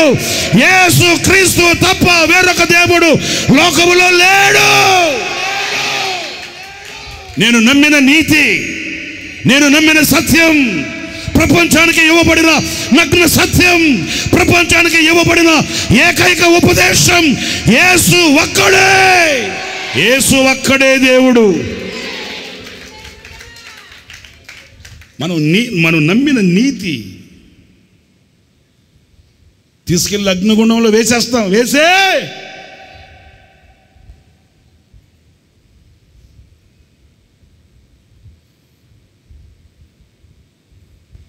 పశుప్రాయుడై, మృగము వంటి వాడై, రాక్షసుడై, మానవత్వాన్ని కోల్పోయిన పశువులాగా ప్రవర్తించిన వాడిని బంధించి తీసుకెళ్తే ఆడు అంటాడట, ఊరేస్తారేమో ఊరేసేసుకోండి, చంపేస్తారేమో చంపేసుకోండి. ఇది ఆ పశువు.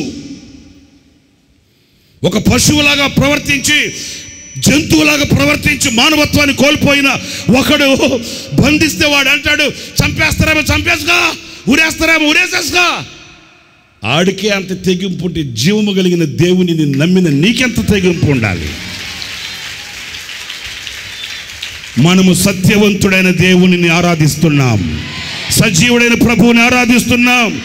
ఏయ్ నెబుకద్నెజరు రాజా, అగ్నిగుండమేనైనా, సింహాల బోనేనైనా, శత్రు సమూహాలేనైనా కదల్చబడేది లేదు. మేము నమ్మిన దేవునికి మేము ఒమ్ము చేసేది దైవ నీతి. అది చిన్న చిన్న వాటిలోనే ఆ దైవ నీతిని మనం విడిచేస్తే ఎల్లప్పుడూ నేను నీతోనే ఉన్నానయ్యా, ఉన్నావురా, ఉన్నావు, అడుగడుగున అవమానాలు కలుగు చేస్తా, అడుగడుగున అవమానాలు కలుగు చేస్తా, సంఘానికి సమాజానికి కీడు చేస్తా, సంఘానికి సమాజానికి తూట్లు పొడుస్తా, సంఘాన్ని సమాజాన్ని తప్పుదారి పట్టిస్తా ఉన్నావు. ఎల్లప్పుడూ ఆయనతోనే ఉన్నావు, కాదనట్లే. ఎట్లా ఉన్నావు? ఎలా ఉన్నావు? ఎల్లప్పుడూ నీతి కలిగిన వాడవై నీతిని స్థాపించగలిగిన, నీతిని కలిగిన వ్యక్తిగా ఉన్నావా? నీ నీతి సముద్ర తరంగముల వలె ఉండాలని వాక్యం చెప్తుంది. ఎలా ఉండాలండి నీ నీతి?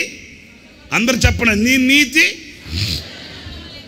సముద్ర తరంగముల వలె ఉండాలట. ఎందుకని? సముద్ర తరంగాలు ఎప్పుడైనా కొంతకాలం కెరటాలు వీచి అమ్మ అలసిపోయాను, ఇక నేను వెళ్ళలేనులే అని ఆగిపోయినట్టు మీకు తెలుసా?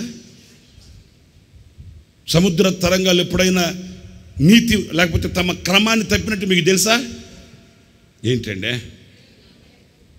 సముద్ర తరంగాలు ఎప్పుడైనా ఎవరు చూడట్లేదులే, ఎవరు లేరులే, మౌనంగా ఉందాం, కాసేపు పడుకుందాం అనుకుని మౌనంగా పడుకున్నట్టు తెలుసండి? మన నీతి అలా ఉండాలి.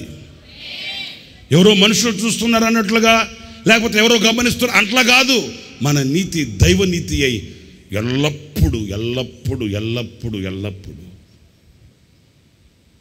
మనం నమ్మిన ఆ నీతిని మనకు చాలా సులువుగా అనుకుంటాం. ఈ పదాలు జీవితంలో అన్వయించుకుంటే దాని మాధుర్యం మనకు తెలుస్తుంది. స్తోత్ర స్తోత్ర స్తోత్ర. శాంతికరమైన జలముల యొద్ద ఆయన నన్ను, తర్వాత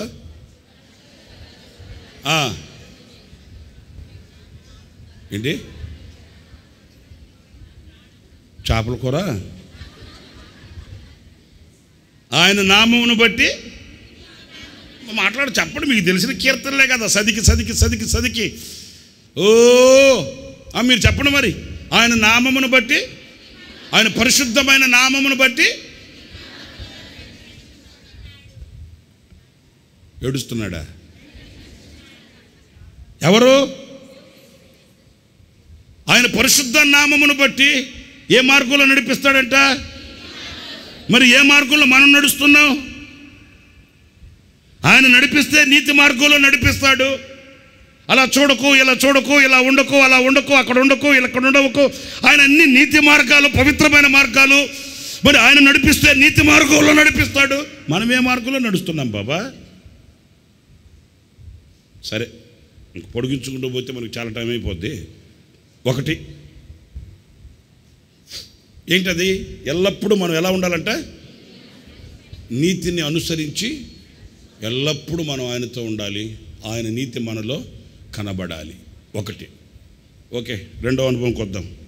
కీర్తనల గ్రంథం 62వ కీర్తన 8వ వాక్యం. జనులారా ఎల్లప్పుడూ ఆయన యందు నమ్మిక ఉంచుడి. చాలు, ఎల్లప్పుడూ ఆయనతో ఉండాలంట. ఎలా ఉండాలి? ఎలా ఉండాలి? ఆయనను చెప్పండి. ఆయనను నమ్మి ఆయనతో ఉండాలి. ఏం చేద్దాం? కట్టుకున్న పాపానికి తప్పుతుందా? ఏంటండి? కట్టుకున్న పాపానికి తగ్గుతుందా? ఈడు మొగుడా యముడా? కాదమ్మా, ఎట్లా కాపురం చేస్తున్నావు తల్లే వాడుతుంటే. అమ్మ అన్న, నువ్వు 2 పూటలకి 2 రోజులకి ఎట్ట అయిపోతే నేను గుంట కొక్కునుడి తాగుతున్నానన్నా. ఎవరికి చెప్పింది ఈ మాట? ఎవరికి చెప్పింది ఈ మాట? నాకొక్కడికే కాదు, వాళ్ళింటికి రోజు పాలు పోయడానికి వస్తాడంట, ఆడు కూడా చెప్పిందంట. నేను ఎవరినో ఉద్దేశించి చెప్పట్లే, సంఘంగా మనల్ని ఉద్దేశించి చెప్తున్నాను ఈ మాట. మనము ఆయనతో ఎల్లప్పుడూ ఆయనతో ఉండాలంట. ఎలా ఉండాలి అని అంటే ఆయన మీద నమ్మకం కలిగి ఉండాలంట. ఇవి సులువుగా కనబడే మాటలే, సులువైన మాటలే. కానీ కాస్త మీరు ఆలోచించి దీర్ఘంగా కొంచెం ధ్యానించి చూడండి. ఎంతో కాలం నుంచి ఆయన దగ్గరే ఉన్నావు, ఎంతో కాలం నుంచి ఆయనతోనే ఉన్నావు, ఎంతో కాలం నుంచి ఆయన దగ్గర బ్యాగు పట్టుకొని తిరుగుతున్నావు, ఎంతో కాలం నుంచి ఆయన దగ్గర ఎన్నో మేలులు పొందుకుంటూ తిరుగుతున్నావు. కానీ ఆయనని నమ్మే ఉంటున్నావా? ఆయన దగ్గర ఆయన మీద నమ్మకం ఉంచుకొని ఉన్నావా? నేను ఆరాధించే నా దేవుడు నన్ను విడిచిపెట్టే దేవుడు కాడు, నన్ను నవ్వులు పాలు చేసే దేవుడు కాడు, నడివీధిలో నగుబాట్లు చేసేవాడు కాడు. ఆయన నన్ను ఏనాడు కూడా కన్నీళ్లు పెట్టించడు. ఆయన ఇమ్మానుయేలు, ఆయన నాకు దూరం కాడు. నేను నమ్మిక ఉంచి ఉన్నాను. ఇదిగో ఈ మాటలు వింటున్నా మీ అందరిలో ఈ రోజున ఇంటర్వ్యూ చేస్తే, పరిశీలన చేస్తే మీ హృదయాలలో ఈ నమ్మిక కనిపిస్తుందా? ఆయనతోనే ఉన్నాం. ఆదివారం ఆటో ఎక్కి రావడం, మోకాలు పగలు కొట్టుకొని పోవడం, అంత తప్ప ఇంకేంటి? ఆత్మ వచ్చిందని అరకరం దొనడం, పక్కన వాళ్ళు మూతి పగలు కొట్టడం, ఎగిరెగిరి చెమటలు పట్టించడం తప్ప ఏది నమ్మకం? ఏదండి నమ్మకం? ఎంతో కాలం నుంచి ఆయనతో తిరుగుతున్నాం, ఆయనతో ఉంటున్నాం, ఆయనతోనే బతుకుతున్నాం, ఆయన చెంగు పట్టుకొని ఉంటున్నాం. ఒక్కసారి ప్రభు వెనక్కి తిరిగి మనల్ని చూస్తే మన అంతరంగంలో ఆయనను నమ్మిన నమ్మిక కనిపిస్తుందా? కీర్తనకారుడు చక్కటి మాట రాశాడు చూడండి. 52వ కీర్తన 8వ వాక్యం. నేనైతే దేవుని మందిరములో పచ్చని ఒలీవ చెట్టు వలె ఉన్నాను. చాలండి. ఎలా ఉన్నాడు అందరు చెప్పండి మాట. నాకు ఆ వెనుకున్న వాళ్ళు చెప్పేది కూడా వినబడాలి. గట్టిగా చెప్పండి. నేనైతే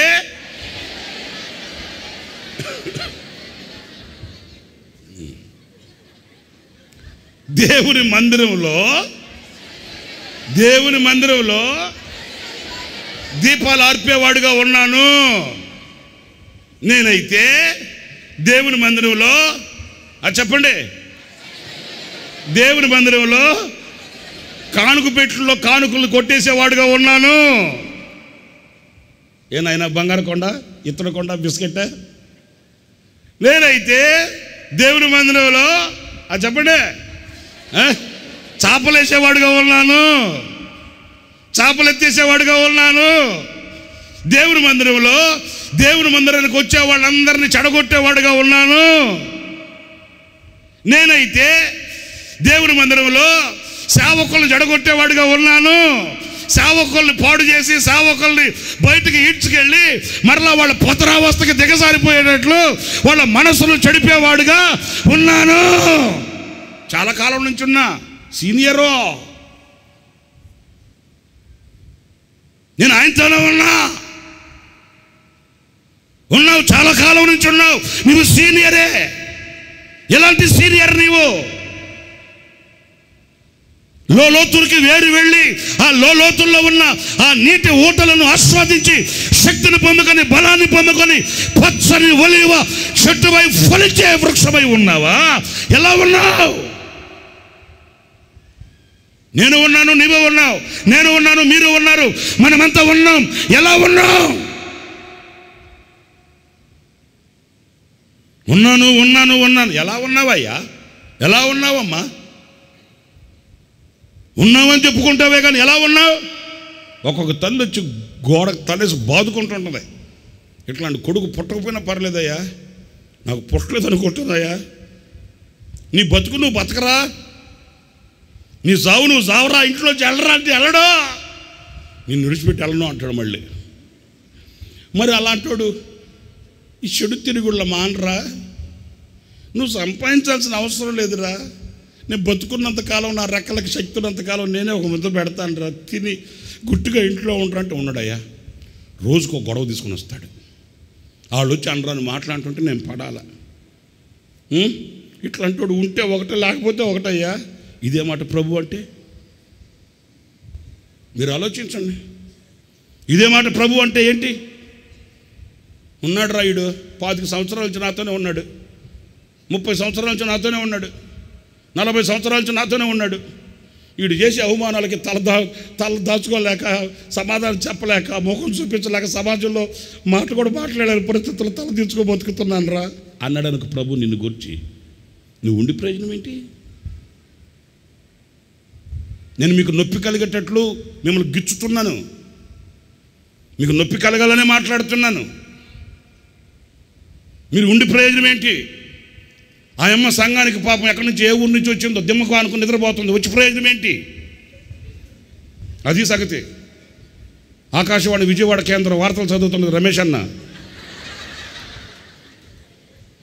నువ్వు అంత దూరం నుంచి ప్రయాసపడి రెక్కల ముక్కలు చేసుకుని ఆటో ఎక్కి ప్రయాసపడి వచ్చి దిమ్మకానుకుని నిద్రపోతే ప్రయోజనం ఏంటి? నేను అడిగేది అదే. నువ్వు వచ్చి ప్రయోజనం ఏంటి? రాక ప్రయోజనం ఏంటి?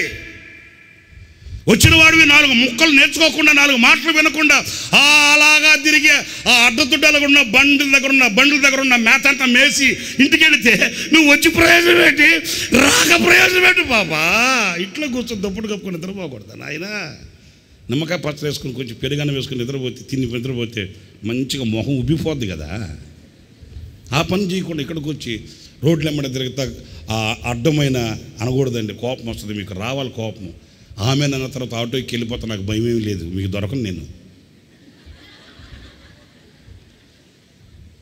వచ్చి అడ్డమైన తిండి బండ్ల దగ్గర ఏం తిరణాలు ఇదేమన్నా, గుణదలు ఇదేమన్నా, ఏమన్నా? ఎంత ప్రార్థనతో, ఎంత బాధ్యతతో, ఎంత కన్నీళ్లతో కట్టాడు యేసన్న గారి సేవ. ఆలోచిస్తున్నారా మీరేమైనా? కన్నీళ్లతో, భారంగా, బాధ్యతతో ఊరు తిరిగిన అమ్మోన బిడ్డలు, అమ్మోన సంగమని ఎక్కడి నుంచో పరుగెత్తుకుంటూ వచ్చి రాత్రంతా ప్రయాణం చేసి మళ్ళీ ఉదయాన్నే మొహం కడుక్కొని వచ్చి దేవుని ప్రజల కొరకై వాడబడిన పాత్ర, ఆ మహిమ కలిగిన పాత్ర నిలబడిన పరిశుద్ధ స్థలం ఇది. ఏం చేస్తున్నామండి? ఉండండి, మీ చప్పట్లు కొట్టి నాకు బాగా తెలుసులే. చప్పట్లు కొట్టి మమ్మల్ని మునగ చెట్టు ఎక్కించడం తప్ప ఇంకేం లేదు అక్కడ. మీరు చప్పట్లు కొట్టినంత మాత్రం నేను ఉబ్బిపోయి తజ్జిపుజలైపోయి అబ్బో నాకు చప్పట్లు కొట్టేసారా బాబోయ్ అనుకునేది ఏమీ లేదు. ఏం చేస్తున్నారండి? ఇది తిరణాలా? ఇదేమైనా జాతర?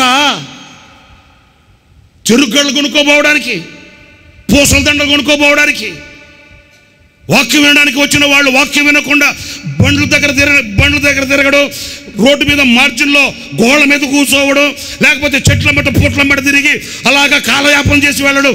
వచ్చావు, ఉన్నావు, ఎందుకున్నట్లు, ఎందుకు వచ్చినట్లు, ఏం చేస్తున్నట్లు? నీ ఇంటికి ఏం తీసుకుని వెళ్ళడానికి వచ్చావు? ఇక్కడికి నీ ఇంటికి ఏం తీసుకోవడానికి వచ్చావు? దైవ సన్నిధిని తీసుకుని వెళ్తావా? దైవ ప్రసన్నతను తీసుకుని వెళ్తావా? దేవుని మాటలలో ఉన్న ఆశీర్వాదాన్ని తీసుకుని వెళ్తావా? లేకపోతే దేవుని చేతి పట్టుకొని ఆయనతో కలిసి ఇంటికి వెళ్తావా? వద్దు ప్రభువా, అయ్యన్న అక్కర్లే. చెరుగ్గడ ఒకటి, బెలూన్ ఒకటి.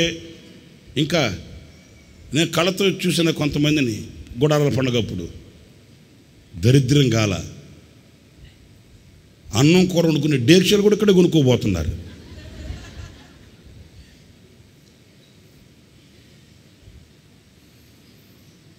ఇది కన్నీళ్లతో కట్టబడిన సేవ. ఇది ప్రభు ప్రత్యక్షతను కనపరచడానికి నియమించబడిన పరిశుద్ధ పర్వతం ఇది. హల్లెలూయా, హల్లెలూయా, హల్లెలూయా. ఇక్కడికి వచ్చిన నీవు కన్నీళ్లు కార్చి ప్రభు పాదాల దగ్గర, ఆయన దగ్గర ఆశీర్వాదాలు తీసుకెళ్ళాలి. కానీ ఎలా ఉన్నావు? పరిస్థితులను పరీక్ష చేసుకో. నేను హోసన్న మినిస్ట్రీస్ అండి అంటున్నాం. ఎలా ఉన్నాం?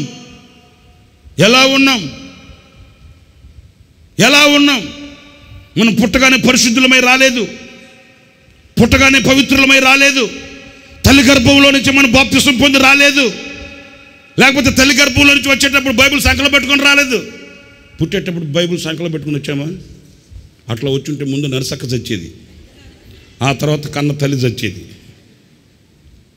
అంతే కదా? పుట్టగానే సంకలం బైబిల్ పెట్టుకొని నరసక్క ఫైజలాడాలి సత్ర గ్లోరీ అన్నాం అనుకో, గుండెకి సస్తది నరసక్క.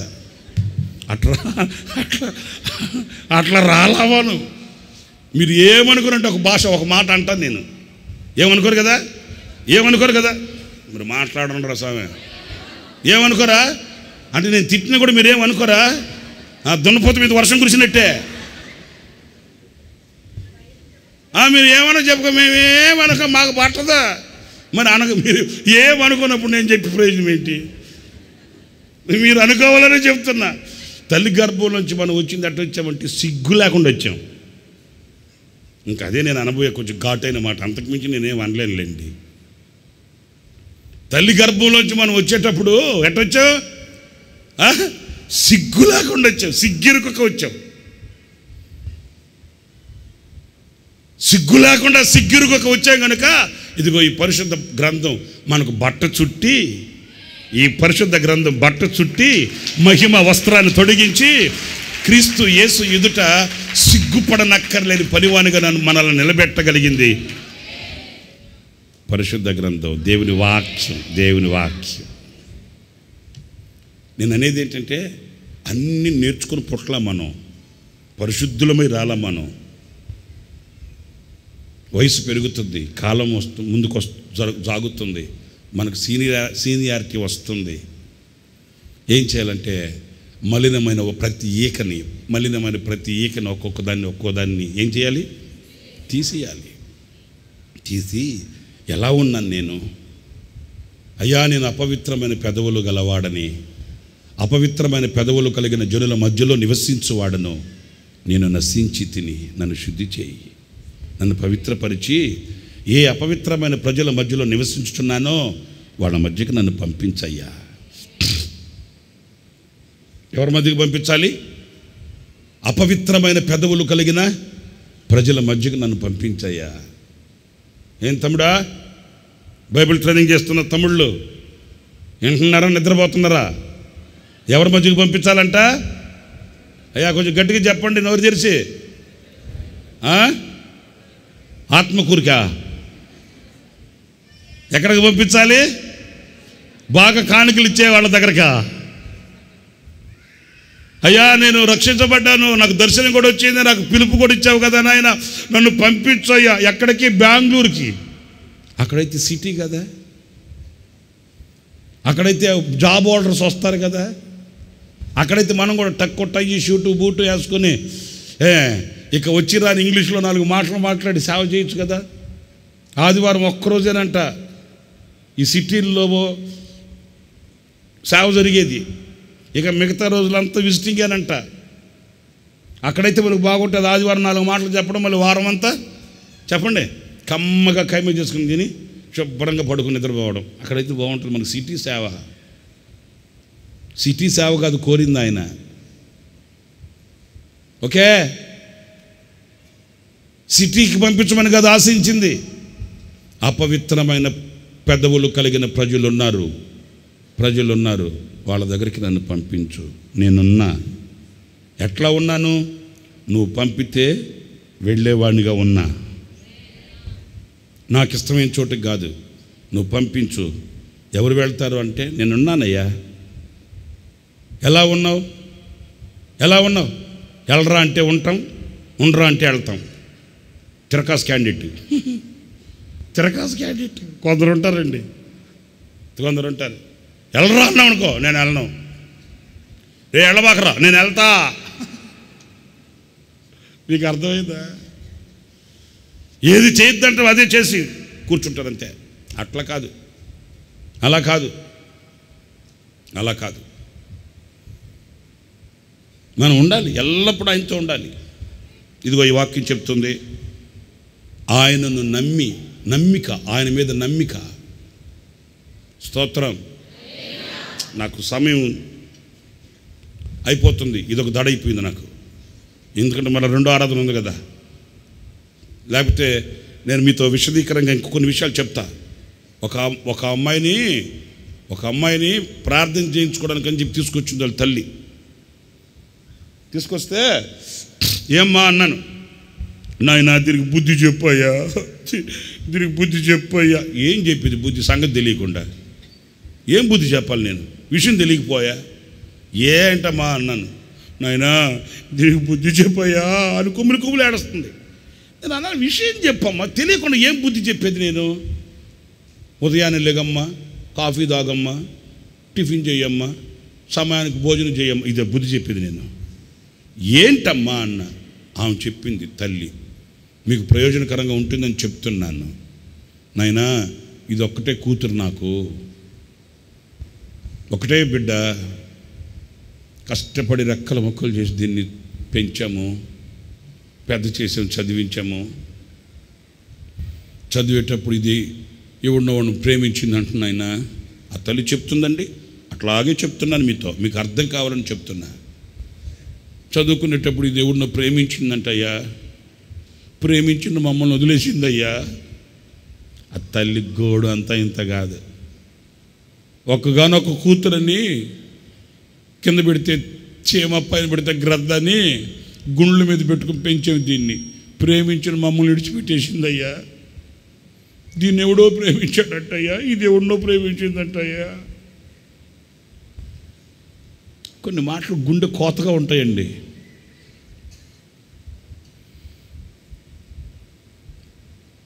గుండెల మీదకి ఎత్తుకొని గోరుముద్దలు తినబెట్టి ఉగ్గు పాలతో పెంచి ప్రేమించిన తల్లిదండ్రులేమో చెప్పండి కాలు రాసి ఆడెవడో చెప్పాడంట సప్పుడు ముక్కోడు. ఆ సప్పుడు ముక్కోడు ఎవడో చెప్పాడంట కర్రి మొహం వాడు, కరెంట్ పోతే వాడు మొహం కనిపించట్లా పళ్ళు తప్ప. ఆయన ప్రేమించిందంట.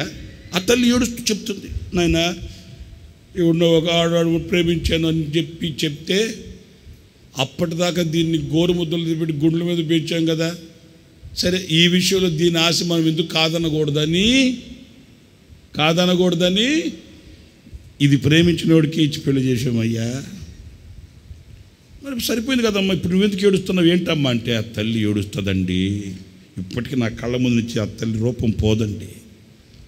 ఆ తల్లి ఏడుస్తూ అంటది, ఇది నన్ను ప్రేమించాడు అంటదే కానీ వాడు ప్రేమించినాడు కాదయ్యా. పోయిన నెలలో దీన్ని చావు దెబ్బలు కొట్టి పడేసేసి వెళ్ళిపోతే ఇది నురుగులు గక్కుతూ పడిపోయింది అంట ఇంట్లో.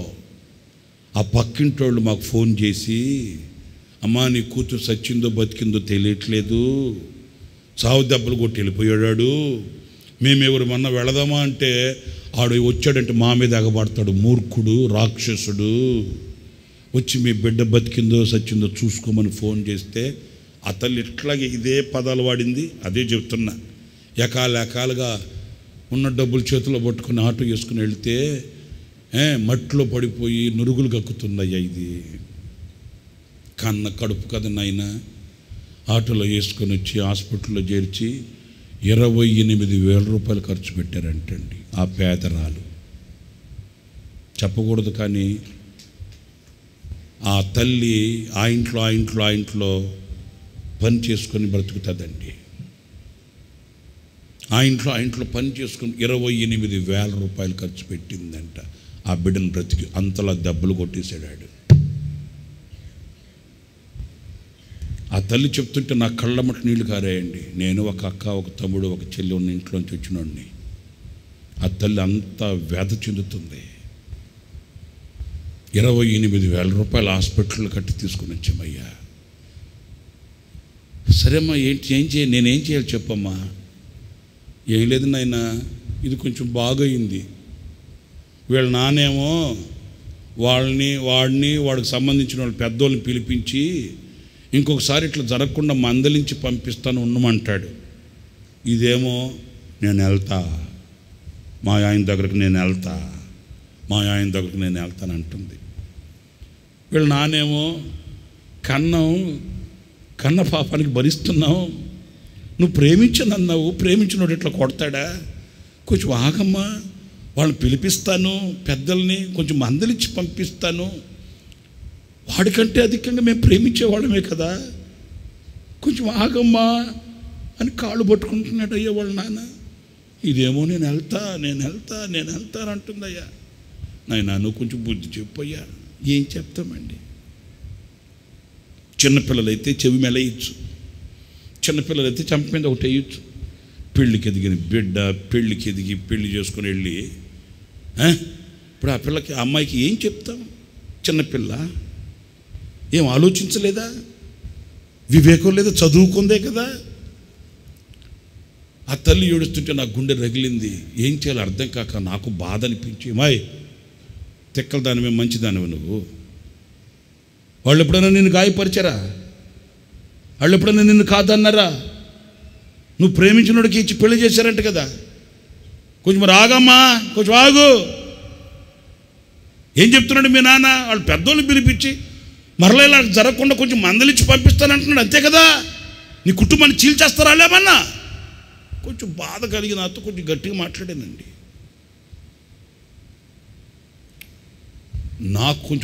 నాకు బాధ అనిపించి గట్టిగా మాట్లాడితే ఆ పాప అంటది నాతో, అసలు నన్ను ఎవరు తీసుకురమ్మన్నారండి అక్కడి నుంచే. ఇలాగేనండి, నన్ను ఎవరు తీసుకురమ్మన్నారండి అక్కడి నుంచే. ఏం మాట్లాడుతున్నావు పిచ్చిదానా?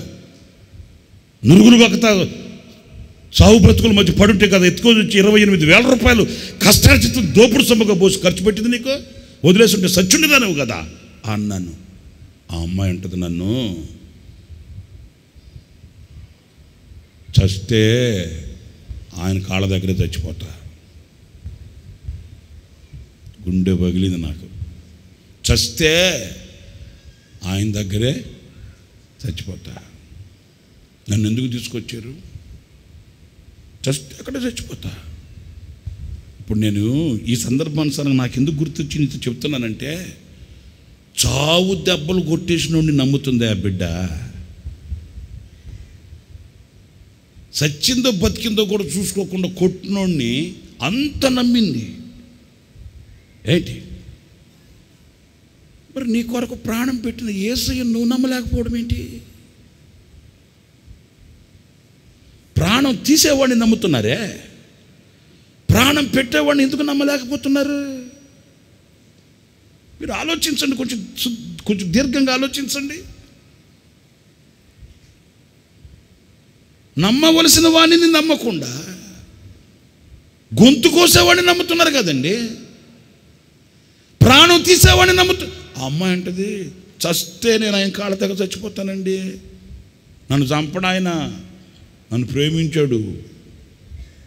నేను నిజంగా దేవుని సన్నిధిలో చెప్తున్నాను, గదిలోకి వెళ్ళాను కానీ ఆ పూట నాకు ఒకటే వేదన అయిపోయిందండి.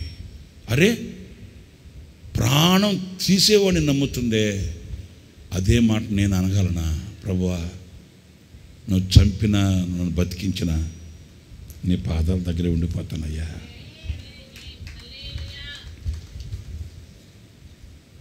నేను ఎల్లప్పుడూ నీతోనే ఉంటానయ్యా, నేను విడిచిపెట్టలేనయ్యా. నువ్వు చంపేయి, చచ్చిపోతా నీ పాదాల దగ్గర అని నేను అనగలనా? నేను నిజం చెప్తున్నాను. మధ్యాహ్నం వరకు నా గదిలో కూర్చొని బైబిల్ ముందేసుకొని ఏదో వాక్యం చూసుకుందామని చూస్తుంటే నా మనసులో ఆ పాప మాట్లాడిన మాట పోలేదండి. నీవు లేని లోకాన నేనుండలేనయ్యా, నా ప్రేమ ప్రపంచము నీవేనయ్యా, నా ధ్యానం నా ప్రాణం నీవేనయ్యా, నీకేగా నా స్తుతి మాలిక, నీ కొరకే ఈ ఘన వేదిక, నీ ప్రేమ నాపై చల్లారిపోదు, మరణానికైనా తిరుగలేదు, నీ ప్రేమ నాపై చల్లారిపోదు, మరణానికైనా తిరుగలేదు. మనలేను నిన్ను చూడక మహాగణుడ నా యేసయ్యా, నీకేగా నా స్తుతి మాలిక, నీ కొరకే ఈ ఘన వేదిక, నీతో సమమైన బలమైన వారెవరు లేరే జగమందు నే ఎందు వెదకినను.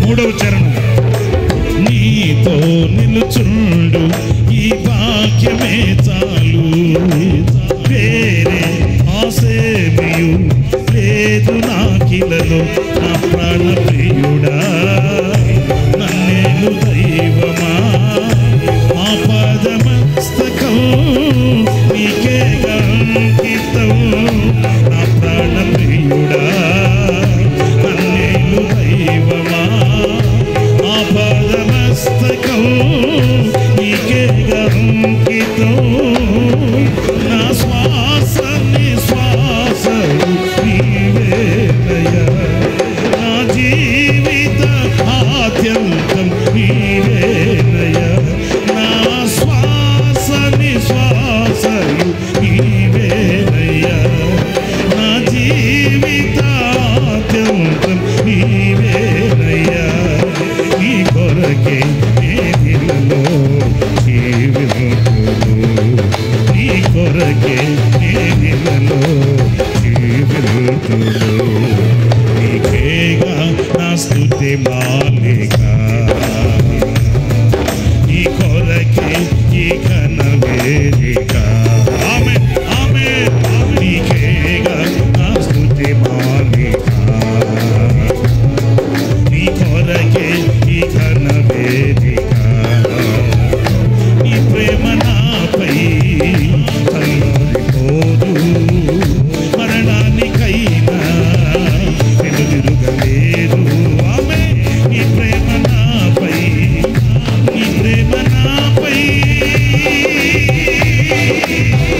చల్లారిపోదు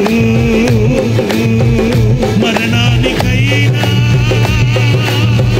వెనుదిరుగలేదు నీ ప్రేమ నాపై చల్లారిపోదు మరణానికైనా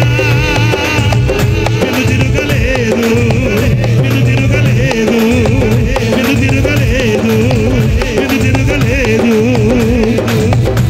నీకే ఘన స్తుతి మాలిక నీ కొరకే ఈ ఘన వేదిక స్తుతి మాలిక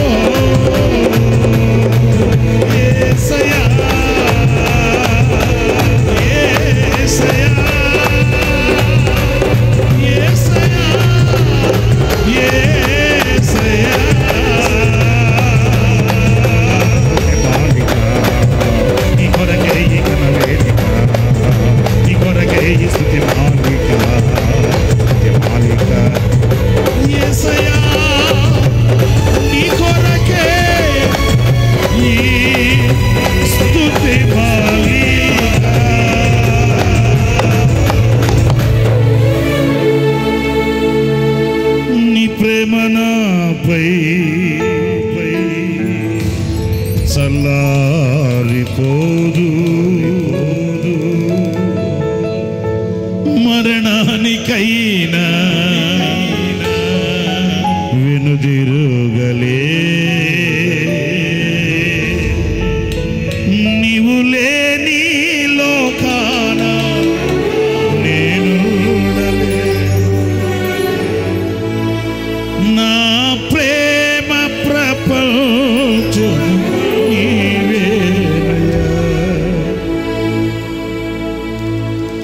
నా మదిలోన మహారాజు నీవేనయ్యా ఇహ పరమందు నన్నేడు తేజోమయ నీ కొరకే నేనిలలో జీవితుడు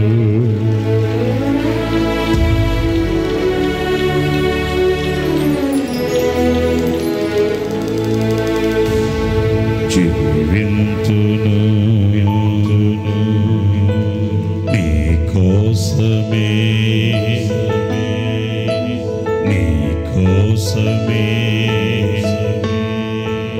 జీవింతును నీ కోసమే నా జీవితం నీ కోసమే జీవితం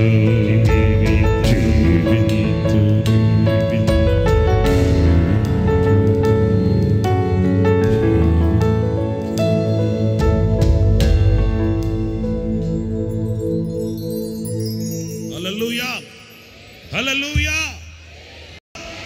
నా ప్రియ సహోదరులారా, ఎల్లప్పుడూ ఆయనతో ఉండాలి, ఆయనతోనే ఉండాలి. ఎలా ఉండాలి?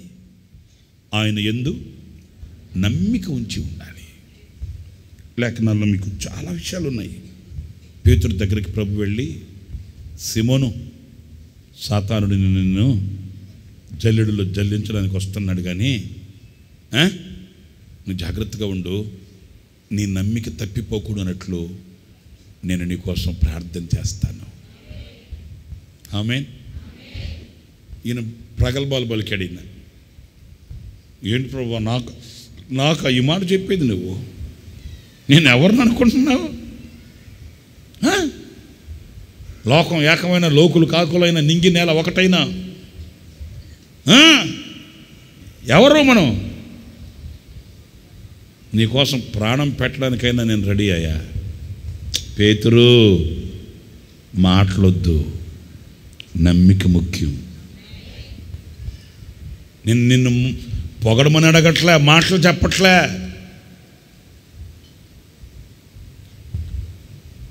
డైలాగులు కొట్టమని చెప్పట్లే. నీ నమ్మికను ఒమ్ము చేసే సాతానుగాడు వస్తున్నాడు. వాడు ఏం చేస్తాడు? నా మీద నీకు నమ్మకం లేకుండా చేసేస్తాడు. నా మీద నీకున్న నమ్మకాన్ని వాడు ఒమ్ము చేస్తాడు, తప్పిస్తాడు, తొలగిస్తాడు. ఈ మాటలు మాట్లాడే నీ నోట్లో నుంచే వస్తాయి. నన్ను ఎరుగనని చెప్పే కాలం ఒకటి వస్తుంది. నీ నమ్మకం విషయంలో జాగ్రత్త. రాజుల చరిత్రలో కూడా మనం చదివితే వాళ్ళు యెహోవా యందు నమ్మిక ఉంచి, యెహోషాపాతు, అలాగే హిజ్కియా, అలాగే రాజులైన భక్తులైన వాళ్ళు దేవుని మీద నమ్మిక ఉంచి ఆ నమ్మకం ద్వారా యుద్ధాలు జయించారంటండి. ఏం కావాలి? ఏం కావాలి మనకు? మహిమ కాదు. మనకేం కావాలి? నమ్మకం కావాలి. ప్రభు అదొక్కటే అడిగేది. నా మహిమను నేను నీకు చూపిస్తా, దానికి నీ ఆస్తి నాకు అవసరం లేదు. నా మహిమను నేను నీకు చూపిస్తా, దానికి నీ నిలువుదోపుడు నాకు అవసరం లేదు. నా మహిమను నేను నీకు చూపిస్తా, నువ్వు నమ్మితే చాలు. నేను ఇంటిని విడిచిపెట్టి, తల్లిదండ్రులను విడిచిపెట్టి, నాకు కలిగింది ఉద్యోగం విడిచిపెట్టి నేను సేవ అని వచ్చేస్తే ఆ తర్వాత ఎట్టుంటుందో, ఆ తర్వాత పరిస్థితులు ఎలాగా మారుతాయో, నా పిల్లల పరిస్థితి ఏంటి, నా పిల్లలు చదువుకుంటున్నారు, మరి చదువుకునే పిల్లలకి భవిష్యత్తు ఏంటో అర్థమవుతుందా? బాగానే ఉంది, ఉపదేశం బాగానే ఉంది, సహవాసం బాగానే ఉంది, సంఘం బాగానే ఉంది, బైబిల్ ట్రైనింగ్ అయిపోయింది, వెంటనే ప్రభువా నీ సేవ నేను చేస్తానని వచ్చేస్తే నన్ను ఆశీర్వదిస్తాడో లేదో, దీవిస్తాడో లేదో, నేను సంఘం కట్టగలనో లేదో, నేను సేవ చేయగలనో లేదో. ప్రభు నీతో చెప్పే మాట, నన్ను నమ్ము, నన్ను నమ్ము. నన్ను నీవు నమ్మగలిగితే నా మహిమను నీకు చూపిస్తా. అంతే, దట్స్ ఆల్. ఒకే ఒక మాట. అబ్రహామును పిలిచినప్పుడు ఎక్కడికి వెళ్ళవలనో తెలియకయే ఆ పిలుపుకు లోబడి నమ్మకస్తుడై వెళ్ళాడంట.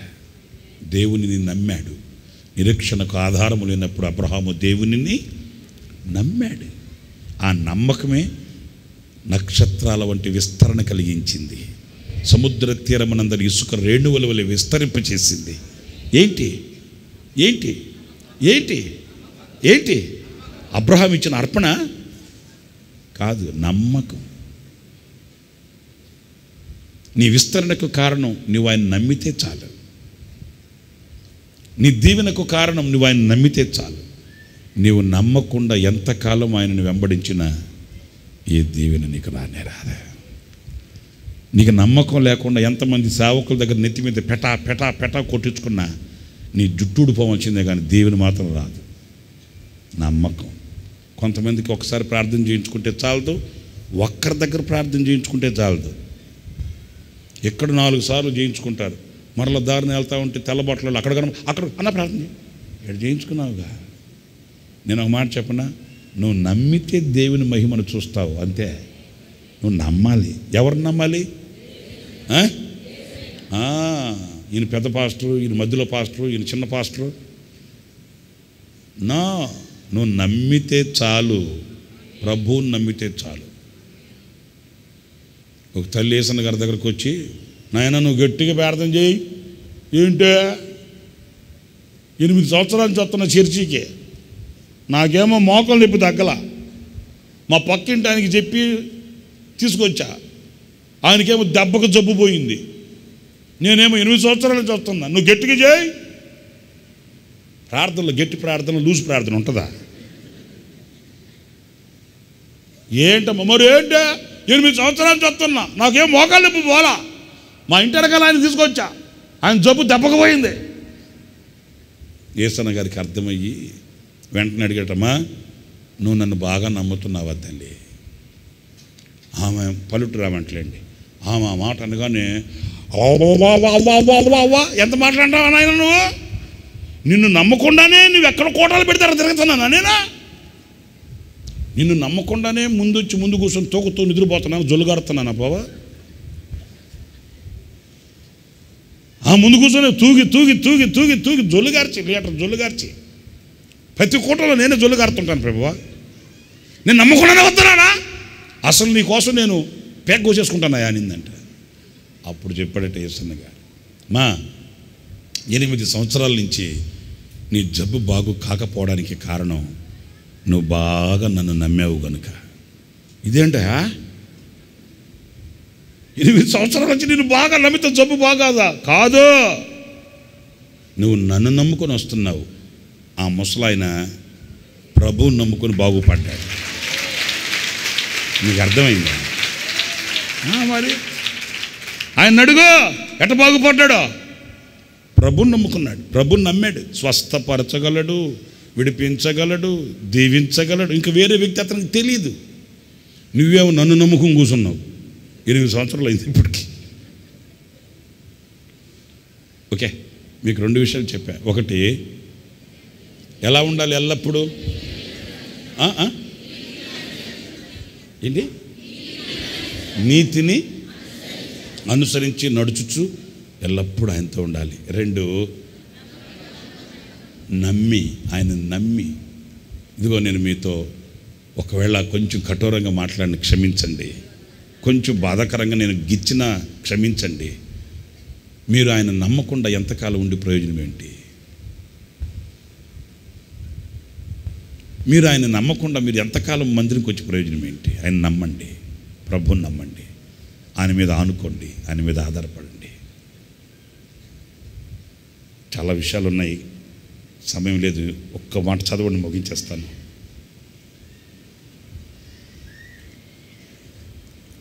Hmm. 34వ కీర్తన 1వ వాక్యం. నేను ఎల్లప్పుడూ యెహోవాను సన్నుతించెదను, నిత్యము ఆయన కీర్తి నా నోట ఉండును. చాలు. నేను చివరిగా చెప్పే మాట ఏంటంటే, 3వది 2 మాటలు చెప్పి 3వ మాట ముచ్చటగా తాలింపు ఎగిపోతే బాగోదు కదా, అందుకు చెప్తున్నాను. నిత్యము మనం ఆయనతోనే ఉండాలి. అందరు చెప్పండి, ఎవరితో ఉండాలి మనం? ఎల్లప్పుడూ ఎవరితో ఉండాలి? ఎలా ఉండాలి? నమ్మకం కలిగి ఉండాలి, నీతిని అనుసరిస్తూ ఉండాలి. ఆఖరిగా నేను చెప్పేది ఏంటంటే, ఎల్లప్పుడూ ఆయనతోనే ఉండాలి, ఎల్లప్పుడూ ఆయనను స్తుతిస్తూ ఆయనతో ఉండాలి, ఆయన్ని ఆరాధిస్తూ సన్నతిస్తూ. మీకు ఉదాహరణకి నేను వ్యాఖ్యానం చెప్పడానికి సమయం లేదు, కానీ 3 దేశపు రాజులు వచ్చేసారు, చుట్టుముట్టేస్తే యెహోషాపాతు దేవుని సన్నిధిలో ప్రార్థన చేశాడు, నాయనా ఈ శత్రువులతో పోరాడడానికి మాకు శక్తి లేదు, చాలదు, ఏం చేయాలో మాకు దిక్కు తోచట్లేదు. అట్లాగని అప్పుడు ప్రవక్త ద్వారా ప్రవచించి ప్రభు చెప్పాడు, మీరేం కంగారు పడకండి, ఈ యుద్ధం యెహోవాదే కానీ మీది కాదు, ఆయన చేస్తాడు. వెంటనే యెహోషాపాతు యుద్ధానికి వెళుతూ ఏం చేశాడు? బోరలు ఊదేవారిని, పాటలు పాడేవాళ్ళని ముందు పెట్టి, ఏమండి యుద్ధానికి కావాల్సిన కత్తులు, ఈటెలు, డాళ్ళు, బాణాలు, గుర్రాలు, రథాలు, రౌతులు కదా, అంతే కదా. కానీ అవి కాదు, పాటలు పాడేవాళ్ళు ముందు పెట్టి పాటలు పాడిస్తూ స్తుతిస్తూ ఆరాధిస్తున్నారంట. యెహోషాపాతు రాజా, మరి వాళ్ళేమో దండెత్తి వస్తుంటే నువ్వు పాటలు పాడించుకుంటున్నావు ఏంటంటే, నా వైపు చూడండి, నేను చెప్పే మాట ఆఖరి మాట, చివరి మాట, చిన్న మాట చెప్తున్నాను వినండి. యెహోషాపాతు ఎందుకు పాటలు పాడించాడు, ఎందుకు స్తుతించాడు, ఆరాధించాడు అంటే యెహోషాపాతు యుద్ధాన్ని చూడట్లే. రిపీట్ చేస్తున్న మరలా ఈ మాట, యెహోషాపాతు యుద్ధాన్ని చూడట్లే, యుద్ధం చేయడానికి వచ్చిన దేవునిని చూస్తున్నాడు అంతే.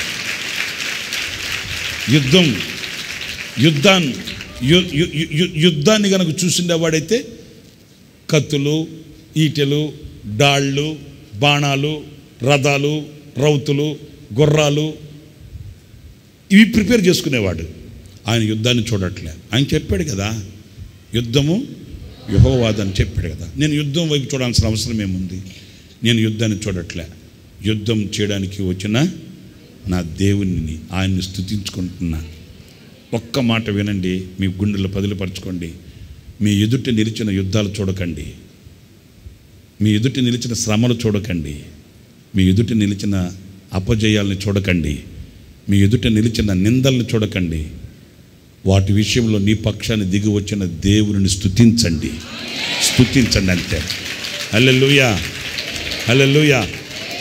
ఎల్లప్పుడూ స్తుతించండి, ఎల్లప్పుడూ సన్నుతించండి, ఎల్లప్పుడూ శ్రేష్టమైన కీర్తన మీ నోట పలకండి. వాటి వైపు చూడొద్దు. వేటి వైపు? యుద్ధాల వైపు, సైనికుల వైపు, కత్తుల వైపు, ఇవి కాదు మనం చూడాల్సిందే. కాదు.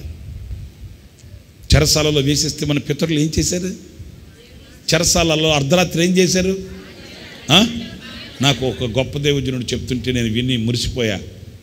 చెరసాలలో వాళ్ళు పాటలు పాడుతుంటారంట, పరలోకంలో కూర్చొని ఉన్న దేవుడు కాళ్ళతో, మనం పాటలు ఎప్పుడన్నా పాటలు వినేటప్పుడు చేత్తో కానీ కాళ్ళతో కానీ అట్లా తాళం వేస్తుంటాం.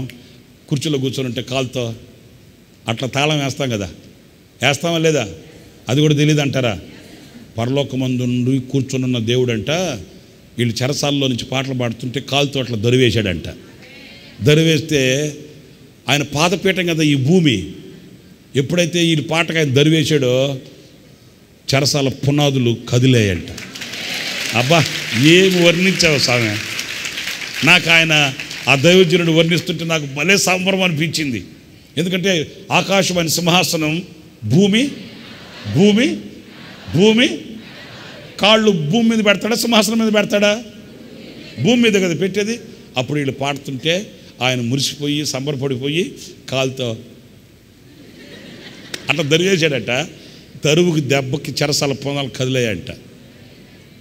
మరి ఒక పని చేయండి, మీకు కూడా చెరసాల్లో వేసిన, బంధకాల్లో వేసిన, సంఖ్యలలో వేసిన, శ్రమంలో వేసిన, శోధనలో వేసిన, మీరు స్తుతించారంటే మీకు కూడా ఆయన దరివేస్తాడు. దెబ్బకి సంఖ్యలు బద్దలైపోతాయి. స్తుతి మీ స్థితిని మారుస్తుంది. స్తుతి మీకు విజయాన్ని ఇస్తుంది. స్తుతి మీకు రూపాన్ని పోస్తుంది. స్తుతి మిమ్మల్ని శిఖరాలు ఎక్కిస్తుంది. స్తుతి మీ గుండెల్లో స్థైర్యాన్ని పుట్టిస్తుంది. అందరు లేచి నిలబడండి, ప్రార్థన చేసుకుందాం.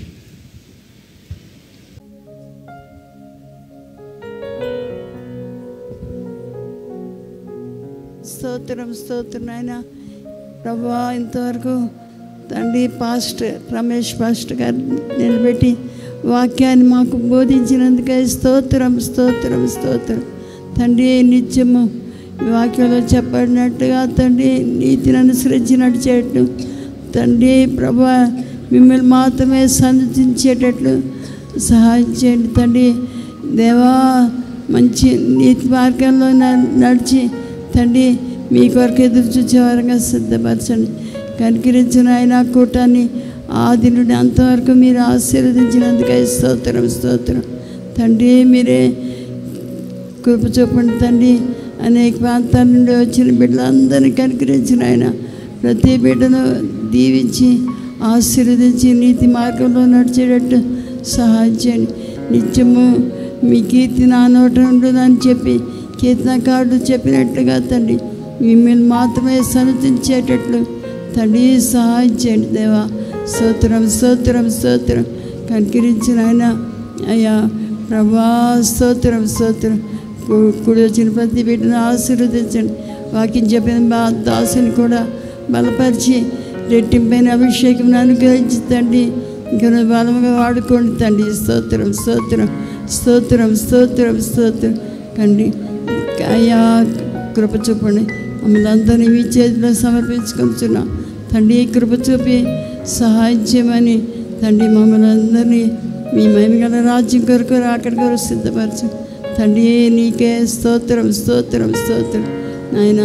మీ వాక్యం మాలో ఫలింపచేసి తండ్రి వాక్యానుసారంగా జీవించటకు సహాయం చేసి మహిమ పొందండి. స్తోత్రం. కూడి వచ్చిన బిడ్డలందరినీ ఆశీర్వదించి యేసయ్యా స్తోత్రం స్తోత్రం స్తోత్రం. మహిమ ఘనత ప్రభావాలు మీరు మాత్రమే పొందుకోమని మా ప్రభువైన యేసుక్రీస్తు పరిశుద్ధ నామములో ప్రార్థించి వేడుకొనుచున్నాం తండ్రి. ఆమేన్ ఆమేన్ ఆమేన్. మన తండ్రి అయిన దేవుని ప్రేమ, కుమారుడైన యేసుక్రీస్తు వారి యొక్క కృప, పరిశుద్ధాత్మ అన్యోన్య సహవాసము, సన్నిధి, సమాధానము, సంతోషం సర్వలోకంలో ఉన్న సమస్త పరిశుద్ధులకు, ఈ ఆరాధనలో పాల్గొన్న వారికి, లైవ్ వీక్షించిన వారికి, దేవుని వాక్యం ప్రకటించిన తన దాసునికి, ఎందరైతే తీర్మానంతో ఎల్లప్పుడూ ఆయన యొద్దే ఉండాలని, ఎల్లప్పుడూ నీతిని అనుసరించి నడుచుకోవాలని, ఎల్లప్పుడూ ఆయన యందు మాత్రమే నమ్మిక కలిగి ఉండాలని, ఎల్లప్పుడూ యెహోవాని స్తుతించాలని తీర్మానంతో ప్రార్థన చేసుకున్నారో వారందరికీ మహాదేవుని యొక్క కృప మహిమ కలిగిన రాకడ వరకు తోడయుండి నడిపించునుగాక. ఆమేన్ ఆమేన్.